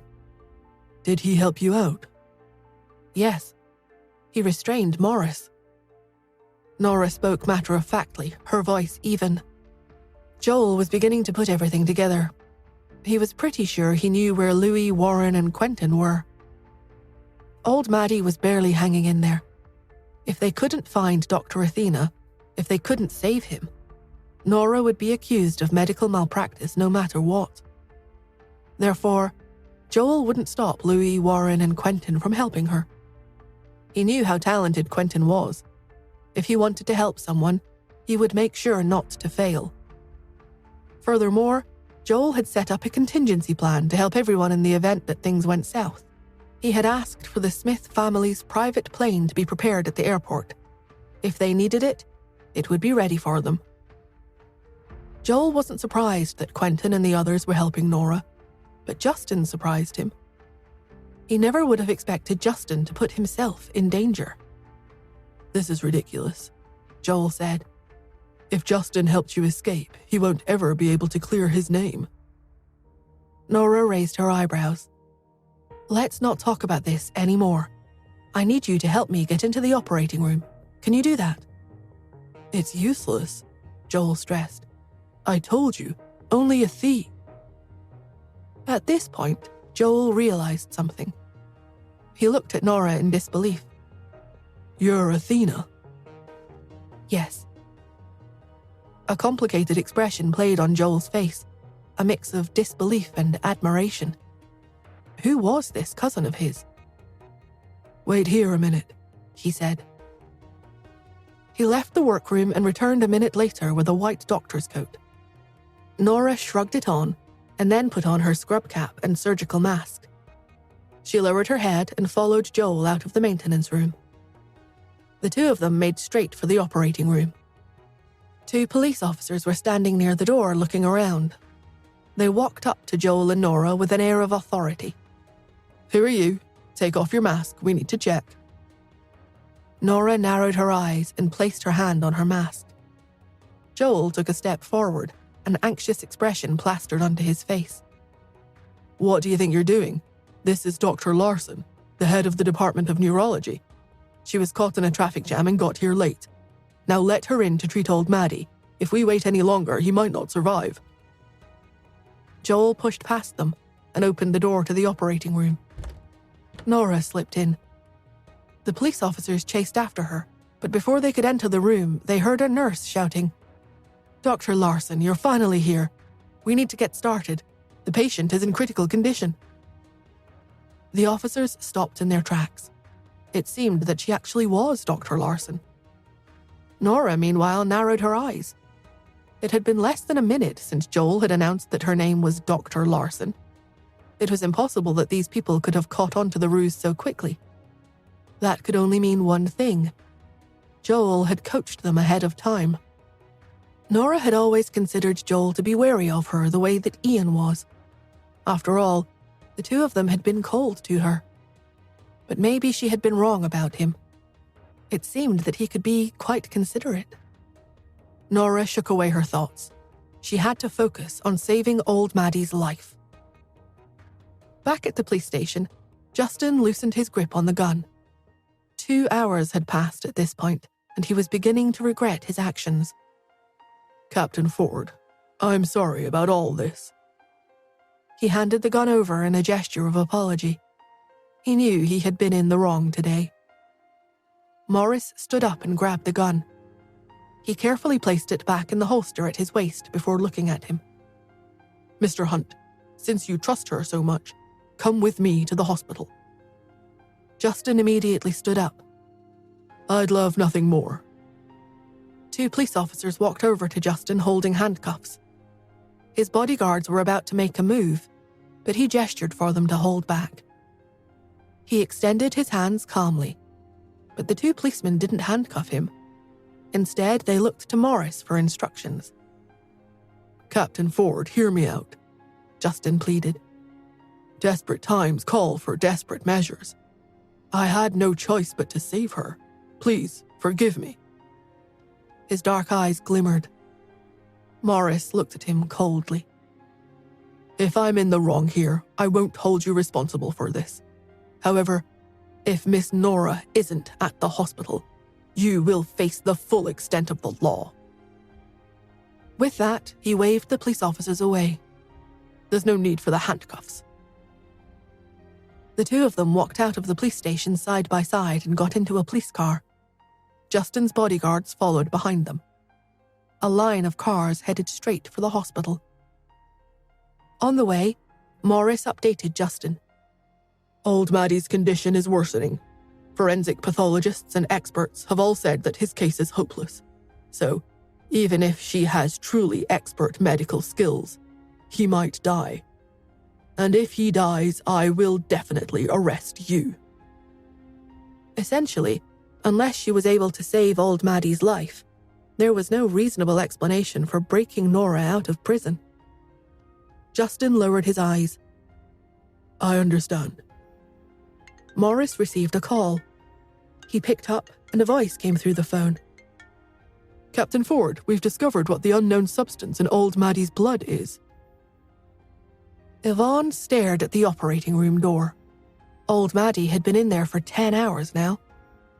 Beside Yvonne, Florence was walking back and forth, cursing. "She's not Ian's daughter, and she's ruthless. She doesn't treat the servants like humans. She bullied old Maddie, who is weak and helpless. Fortunately, Ian is still in the ICU and doesn't know what's going on.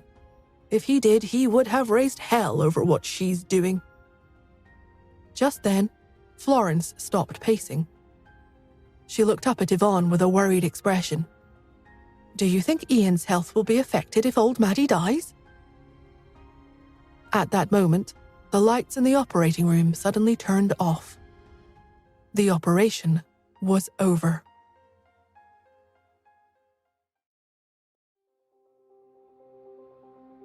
The moment the lights in the operating theater went off, everyone outside stood up and looked at the door. It wasn't because they cared deeply about old Maddie. It was because old Maddie's survival would determine whether Nora was guilty or not. Yvonne clenched her fists and prayed inwardly. If he died, everything would be fine. If he died, nothing could be found out from him. While she was praying, Joel rested his chin pensively in his hand. Only he knew that Nora was in the operating theater. However, she had gone in so late. Even if she was Dr. Athena, could she really save old Maddie, who was scarcely clinging to life? He took a deep breath. If old Maddie died, Nora wouldn't be able to clear her name as a suspect. It was unknown if Morris had heard the news, but he had already had his officers surround the hospital. Joel shook his head as he thought, Nora won't be able to escape even if she grew wings. As everyone waited nervously, the sound of footsteps suddenly came from the end of the corridor. The noise was very loud and orderly. It sounded like an army had arrived. Joel turned around and saw Morris and Justin striding over. Behind them were Morris's plain-clothed subordinates. A string of 12 bodyguards in black suits followed closely behind. They seemed to be protecting Justin. This large group of people naturally attracted everyone's attention. Even Yvonne became nervous. Why is Captain Ford here? Yvonne wondered. Have they found something out and come to arrest me? Just as she thought this, she heard Joel walk over slowly and ask, Captain Ford, who are all these people? Why have you brought them here? Morris's voice was very deep as he replied, I'm sure you've already heard about Nora's escape. All of New York is on lockdown. I've brought Mr. Hunt to see if she is hiding out here. Yvonne heard this and asked in surprise, Nora escaped from the police station. How dare she? She thought angrily. And yet, won't the fact that she's broken out of police custody confirm her guilt in everyone's eyes? Yvonne's eyes lit up. When Nora had said that she wanted to treat old Maddie, she had been full of confidence. It had been her self-assurance that had made Yvonne panic and convince Florence to poison him. Yvonne was the Smiths' eldest daughter. Lately, whenever Yvonne went out, there were always people buzzing around her, trying to curry favor with the Smiths. But the one they always asked for was Nora. She was in the limelight because she was Justin's fiancée. Yvonne couldn't let Nora snatch away all the glory that rightfully belonged to her. Thinking about this, Yvonne frowned with worry. Why would she break out of the station? Even if it was medical malpractice, wouldn't it be better to serve the time than break out and make the sentence longer? She looked at Joel. Did Nora contact you? Where is she? Joel narrowed his eyes at her suspiciously. Sensing his feelings, Yvonne realized she was being too anxious and sighed. She's just a girl. I don't know where she could hide after her escape. She probably doesn't have much money on her. I'm just worried that she'll be in even more trouble on the outside. She frowned again. Also, has she looked for Cherry? If she plans to escape, she wouldn't leave her daughter behind, would she? Cherry? Joel thought, surprised as his suspicion grew. Is she indirectly trying to remind Morris about something? Joel's gaze turned even colder. He glanced at Yvonne and scolded softly, Shut up. Yvonne immediately covered her mouth. Joel, I'm sorry. I've let it slip. I'm just worried about Nora's safety. Joel didn't say anything else. Instead, it was Morris who added, We've already confirmed that she hasn't looked for her daughter. He turned to Joel. Mr. Smith, do you know that covering up a crime constitutes a crime in itself? Joel held his gaze. Captain Ford, I don't understand what you mean. Morris looked at Justin and then back at Joel. Either of these two people could shake New York with a stomp of their feet. But at that moment, they were feigning ignorance. Morris turned to the operating theater and was about to continue when someone barged in through the outside door. Captain Ford, the news is out. Some reporters have sneaked in. Morris's eyes darkened. The newcomer braced himself and said slowly, While we were looking for the fugitive, we realized that there were reporters blocking the exits. Now they are clamoring for the Smiths to give a statement. They claim that the Smiths treat human beings as disposable and must be held accountable no matter how rich they are. Morris asked coldly, "And you still need me to tell you how to handle this?" The other man wiped the cold sweat from his forehead and looked at Justin and Joel.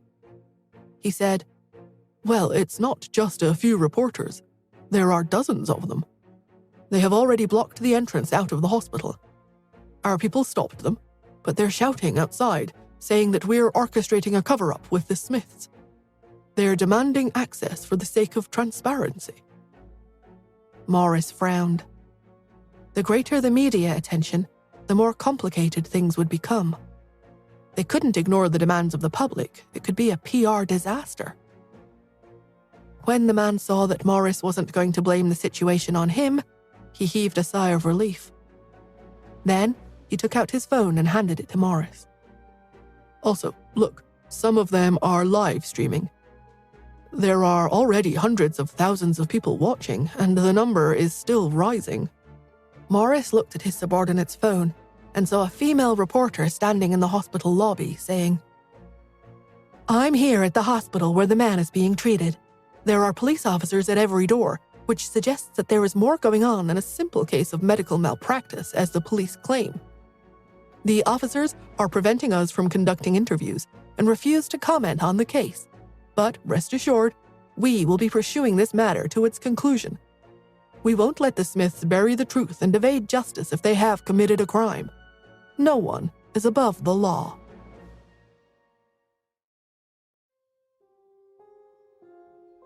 A list of comments was scrolling up the side of the screen.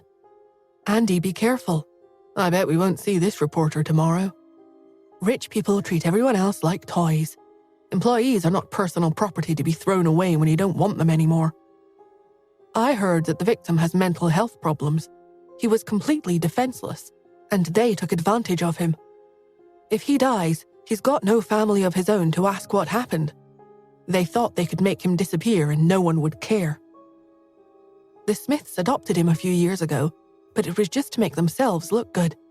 He was nothing more than a human test subject to them." "A human test subject? What kind of tests? Are we talking about human experimentation here? What's going on in that family?" "He might not have any family to demand justice, but we can fight for him. We won't let his murderer get away with it." The comments flew up the screen.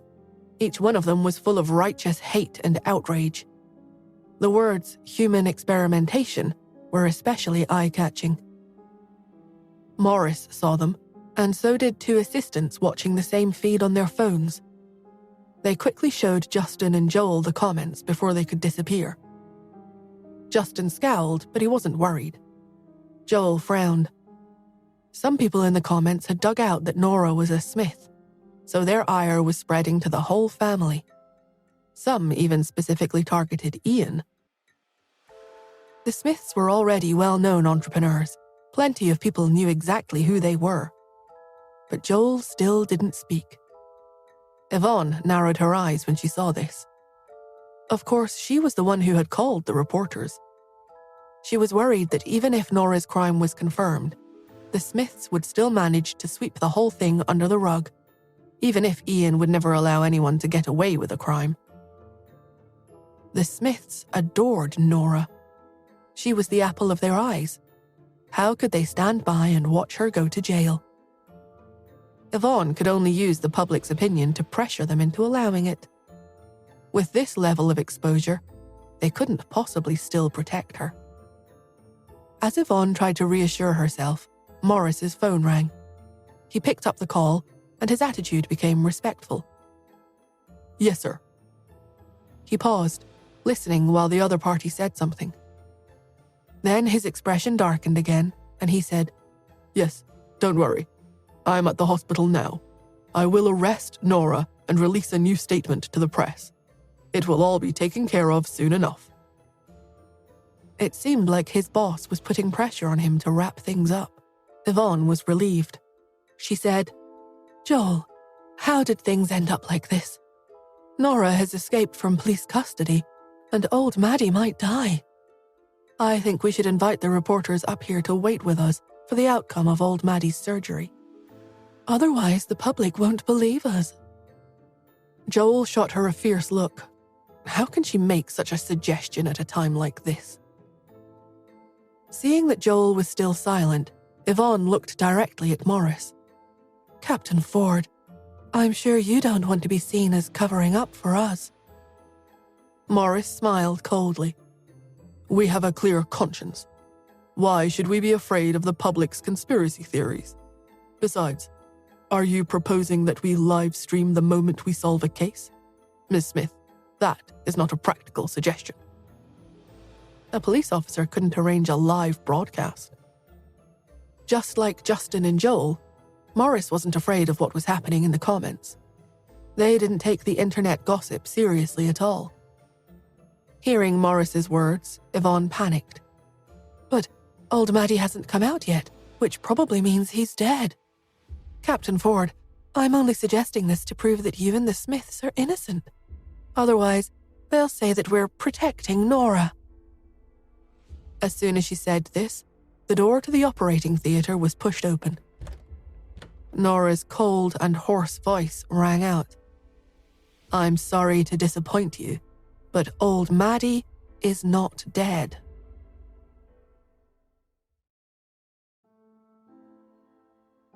The entire corridor fell silent. Everyone looked at the entrance of the operating theatre. Nora was standing there wearing a surgical gown. Her face was partially covered by a mask, but everyone could see how calm and composed she was. As she spoke, she took off her gloves. Then she casually took off her surgical cap and mask. Her long hair fell down, and her beautiful face was revealed. As her mask had been relatively tight, there were 2 red marks on her cheeks. She looked rather comical, but no one felt like laughing because her eyes were ice cold. Justin stared at her, an inexplicable sense of pride rising in him as he slowly smiled. Joel, too, was regarding her with great admiration. Morris's expression was still guarded. He couldn't openly express what emotions he was feeling, but anyone with eyes could see that he was no longer as nervous as before. The 3 men each had their own thoughts, but Yvonne was the one who broke the silence. She cried out in surprise, "You? Why are you here?" Nora walked out slowly and tossed her gloves to an officer standing outside the doors of the operating theatre, who automatically caught them. Realizing that he had been treated like some kind of assistant, he wanted to return the gloves to her, but he didn't know what to say.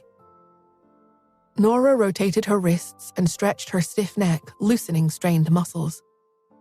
The acupuncture treatment she had given old Maddie earlier had taken a full hour and a half.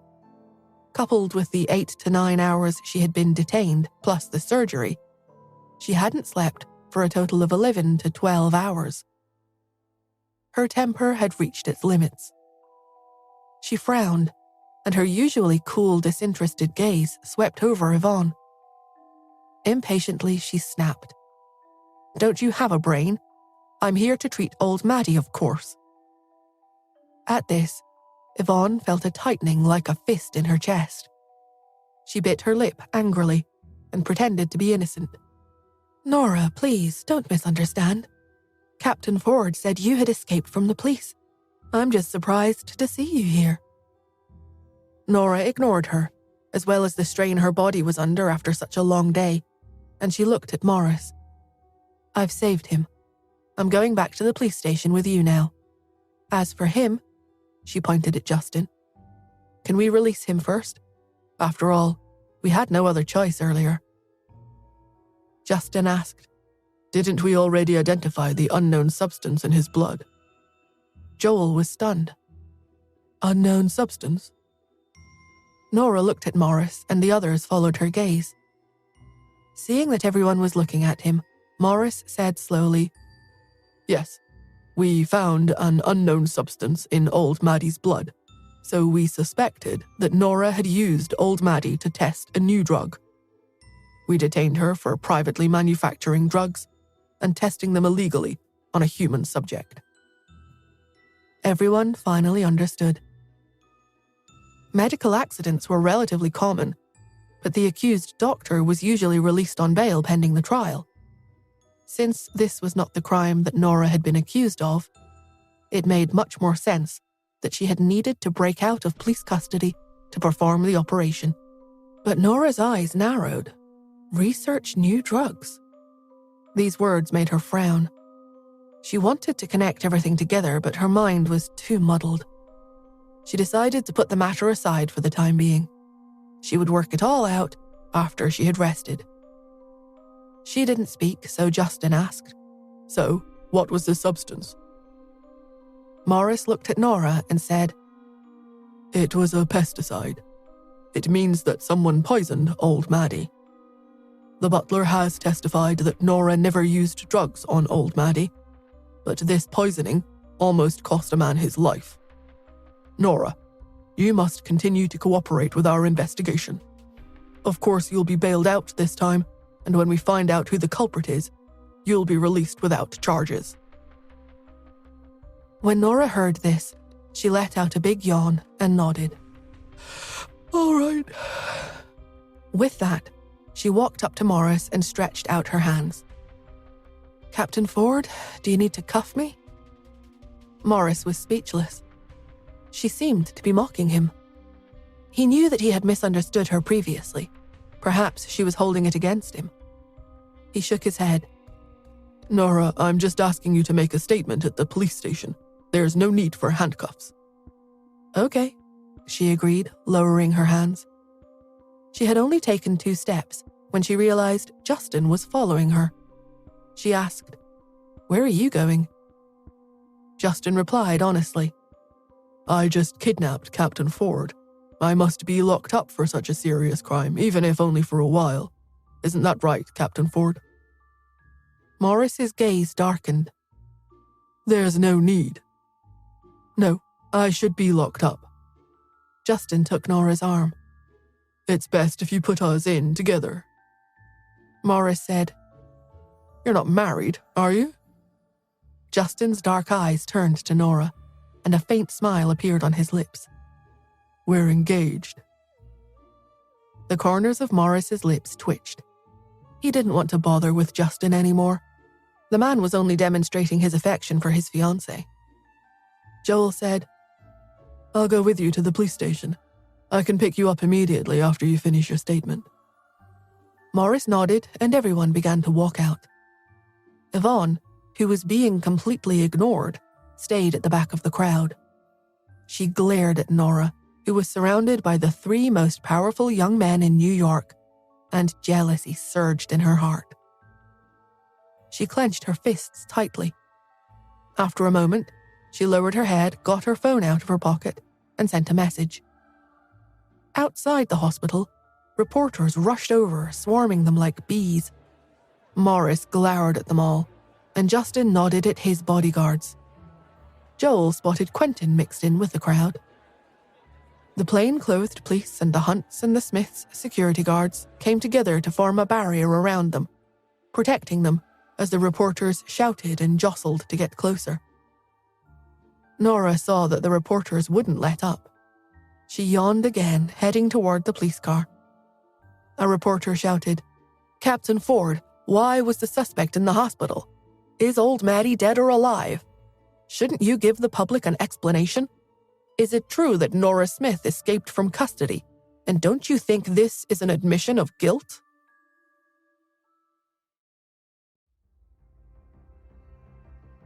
Morris's expression darkened.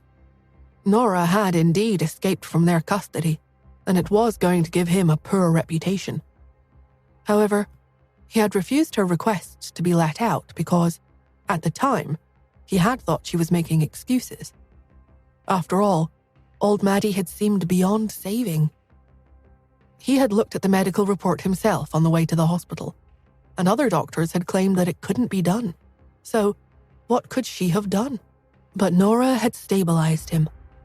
Old Maddie's breathing was even, and he had been sent to the ICU for observation. Morris had underestimated and misunderstood her. Not only that, but the presence of pesticides in old Maddie's blood showed that someone had poisoned him. There was no human experimentation. Nora had only broken out of the station to save his life. By way of apology, Morris quietly decided not to charge her with escaping police custody. He would have to cover for her. He stopped in his tracks and looked squarely at the reporter. Nora Smith didn't break out of the station. She was here to treat a patient. Treat a patient? The reporter scoffed. How can she be free to treat patients when she stands accused of serious medical malpractice?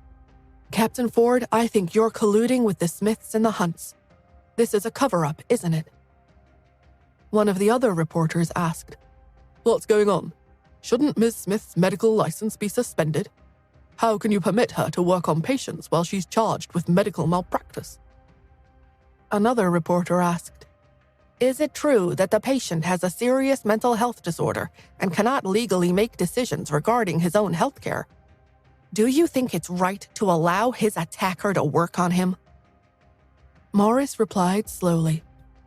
The other doctors have issued their own medical reports on the patient that all stated that they were unable to save him. They felt his only chance was to let Ms. Smith operate. The decision to let her come to the hospital and work on him was made to save his life. This made the reporter who had asked the last question laugh. All the doctors said that it was hopeless, and only Ms. Smith could treat him. Officer, do you really expect people to believe that? Can she bring people back from the dead? Morris frowned. The reporter continued, I think you brought her here to take credit for it so that she would look like the hero. I have an insider at the hospital. I heard that old Maddie's illness was incurable. There's currently only one doctor in the world who could treat him, and that's Dr. Athena. The Hunts know Dr. Athena, so I believe they called her in to treat old Maddie. Then you colluded with the Hunts and the Smiths and brought Nora to the operating theater to snatch the credit and repair her public image. The reporter went on. You thought that everyone would decide that she hasn't harmed him after all if she was the one who treated him. But this plan is fooling no one. All we see is police corruption. How much did the Smiths and Hunts pay you to go along with this scheme? What kind of police department allows the wealthy to be above the law? Is the attempted murder of a vulnerable person no longer a crime if the perpetrator's rich enough? The reporter spoke vociferously, and the other reporters around him were quick to align themselves with him, calling out to Nora. Do you think you can do whatever you want just because you have money? This is a lawful society. Do you have anything to say to the public in your defense? The people want an explanation.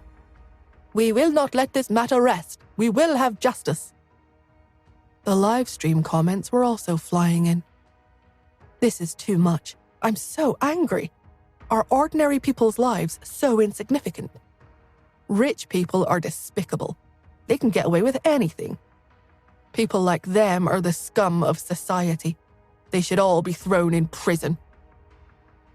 In the hospital, Yvonne watched Andy's live stream and smiled.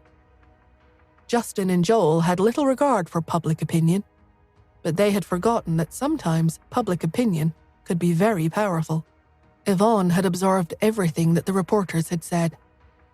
The Hunts and the Smiths had brought Nora to the hospital. Justin had found Dr. Athena, yet he had given all the credit to Nora. Yvonne wouldn't allow such a thing to go on.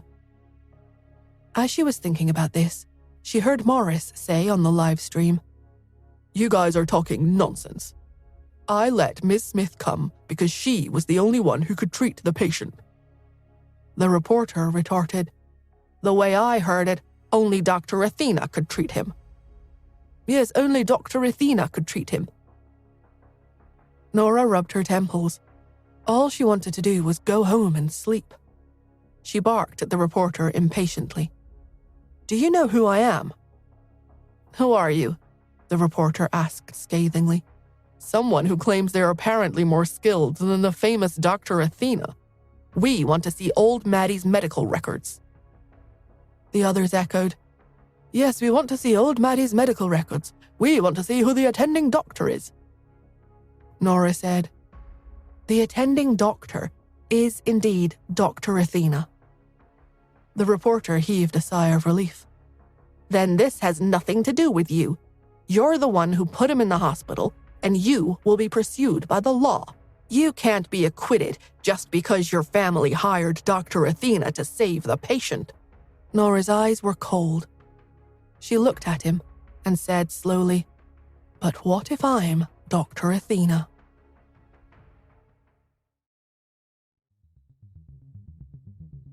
The reporters outside the hospital and the audience watching through their phones and TV screens all fell silent at once, as if someone had suddenly pressed a mute button.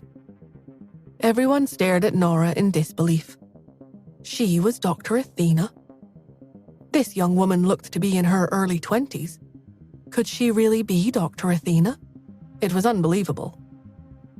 The reporter gulped. You're joking, right?" Nora didn't reply. However, his sound technician leaned toward him and asked, "How could it be a joke? She couldn't lie about something like this. It would be too easily investigated. And this is a live broadcast. Thousands of people just heard her say it. If she was lying, she could be sued." "Dr. Athena only takes 2 operations a month," noted someone else. "I used to think that was strange, but now I understand. Dr. Athena doesn't need to do more than that because she's already rich." So she was telling the truth about treating old Maddie. She wasn't fishing for fame. Of course not. Dr. Athena doesn't need to boost her reputation. Then what's going on? If you didn't hurt old Maddie, what happened to him? And why did the police arrest you? Before Nora could answer any of these questions, Morris had already spoken up for her. Old Maddie was poisoned. We found an unknown substance in his blood, so we have invited Ms. Smith to the police station to cooperate with the investigation. As soon as these words were out, someone said, "Then you arrested her wrongly, Captain Ford. Why would Dr. Athena poison her own patient?" Yeah, she's not stupid. If she had really meant to kill the man, she wouldn't have just saved his life. Having heard the truth, the reporters turned their criticism on Morris. "Didn't you arrest an innocent person?" "That's right. How can you have arrested her without first investigating thoroughly?" The reporters who spoke up for Nora kept looking at her to see if she had noticed their change of tactics. Some even introduced themselves to her ingratiatingly and asked her flattering questions about her work. Morris was astounded. The reporters had changed their opinions at the speed of light.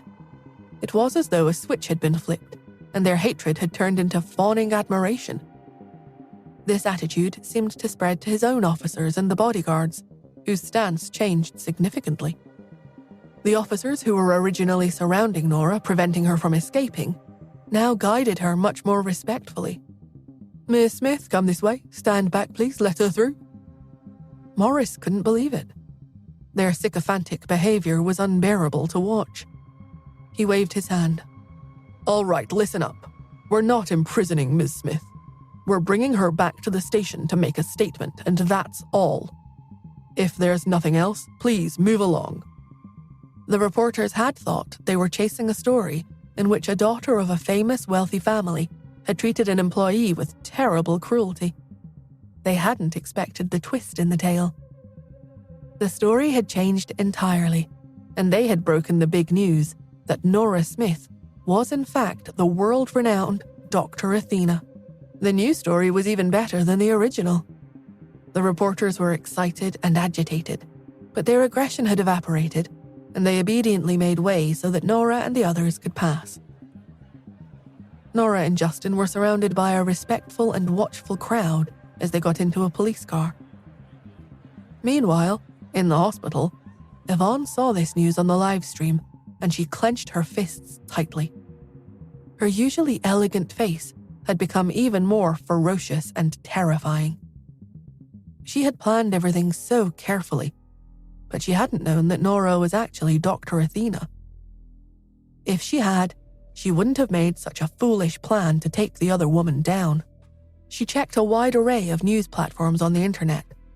Every single one of them was recounting the news about Nora being identified as Dr. Athena, and every news outlet was singing her praises.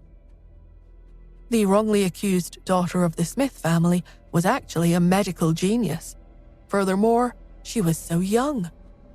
Who could say how much power and influence she would have by the time she turned 30?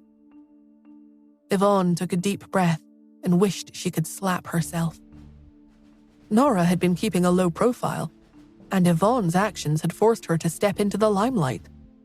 Yvonne had even hired reporters, spending her own money to simply buy Nora's popularity. She had become a global center of attention. She punched the wall beside her angrily, feeling as if she had shot herself in the foot. Beside her, Florence asked, "How could old Maddie have been poisoned?" Hearing this, Yvonne froze. Morris was famous for being quick at closing cases. Was she going to be exposed too? Joel was following the police car in his own vehicle. He no longer had a smile on his face.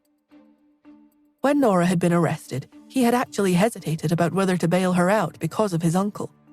Now he felt a little guilty. His slender fingers tapped the leather of the steering wheel. Although he had a gentle temperament, he had always been swift and decisive. He had never been so conflicted and hesitant. Ian was closer to him than his own father.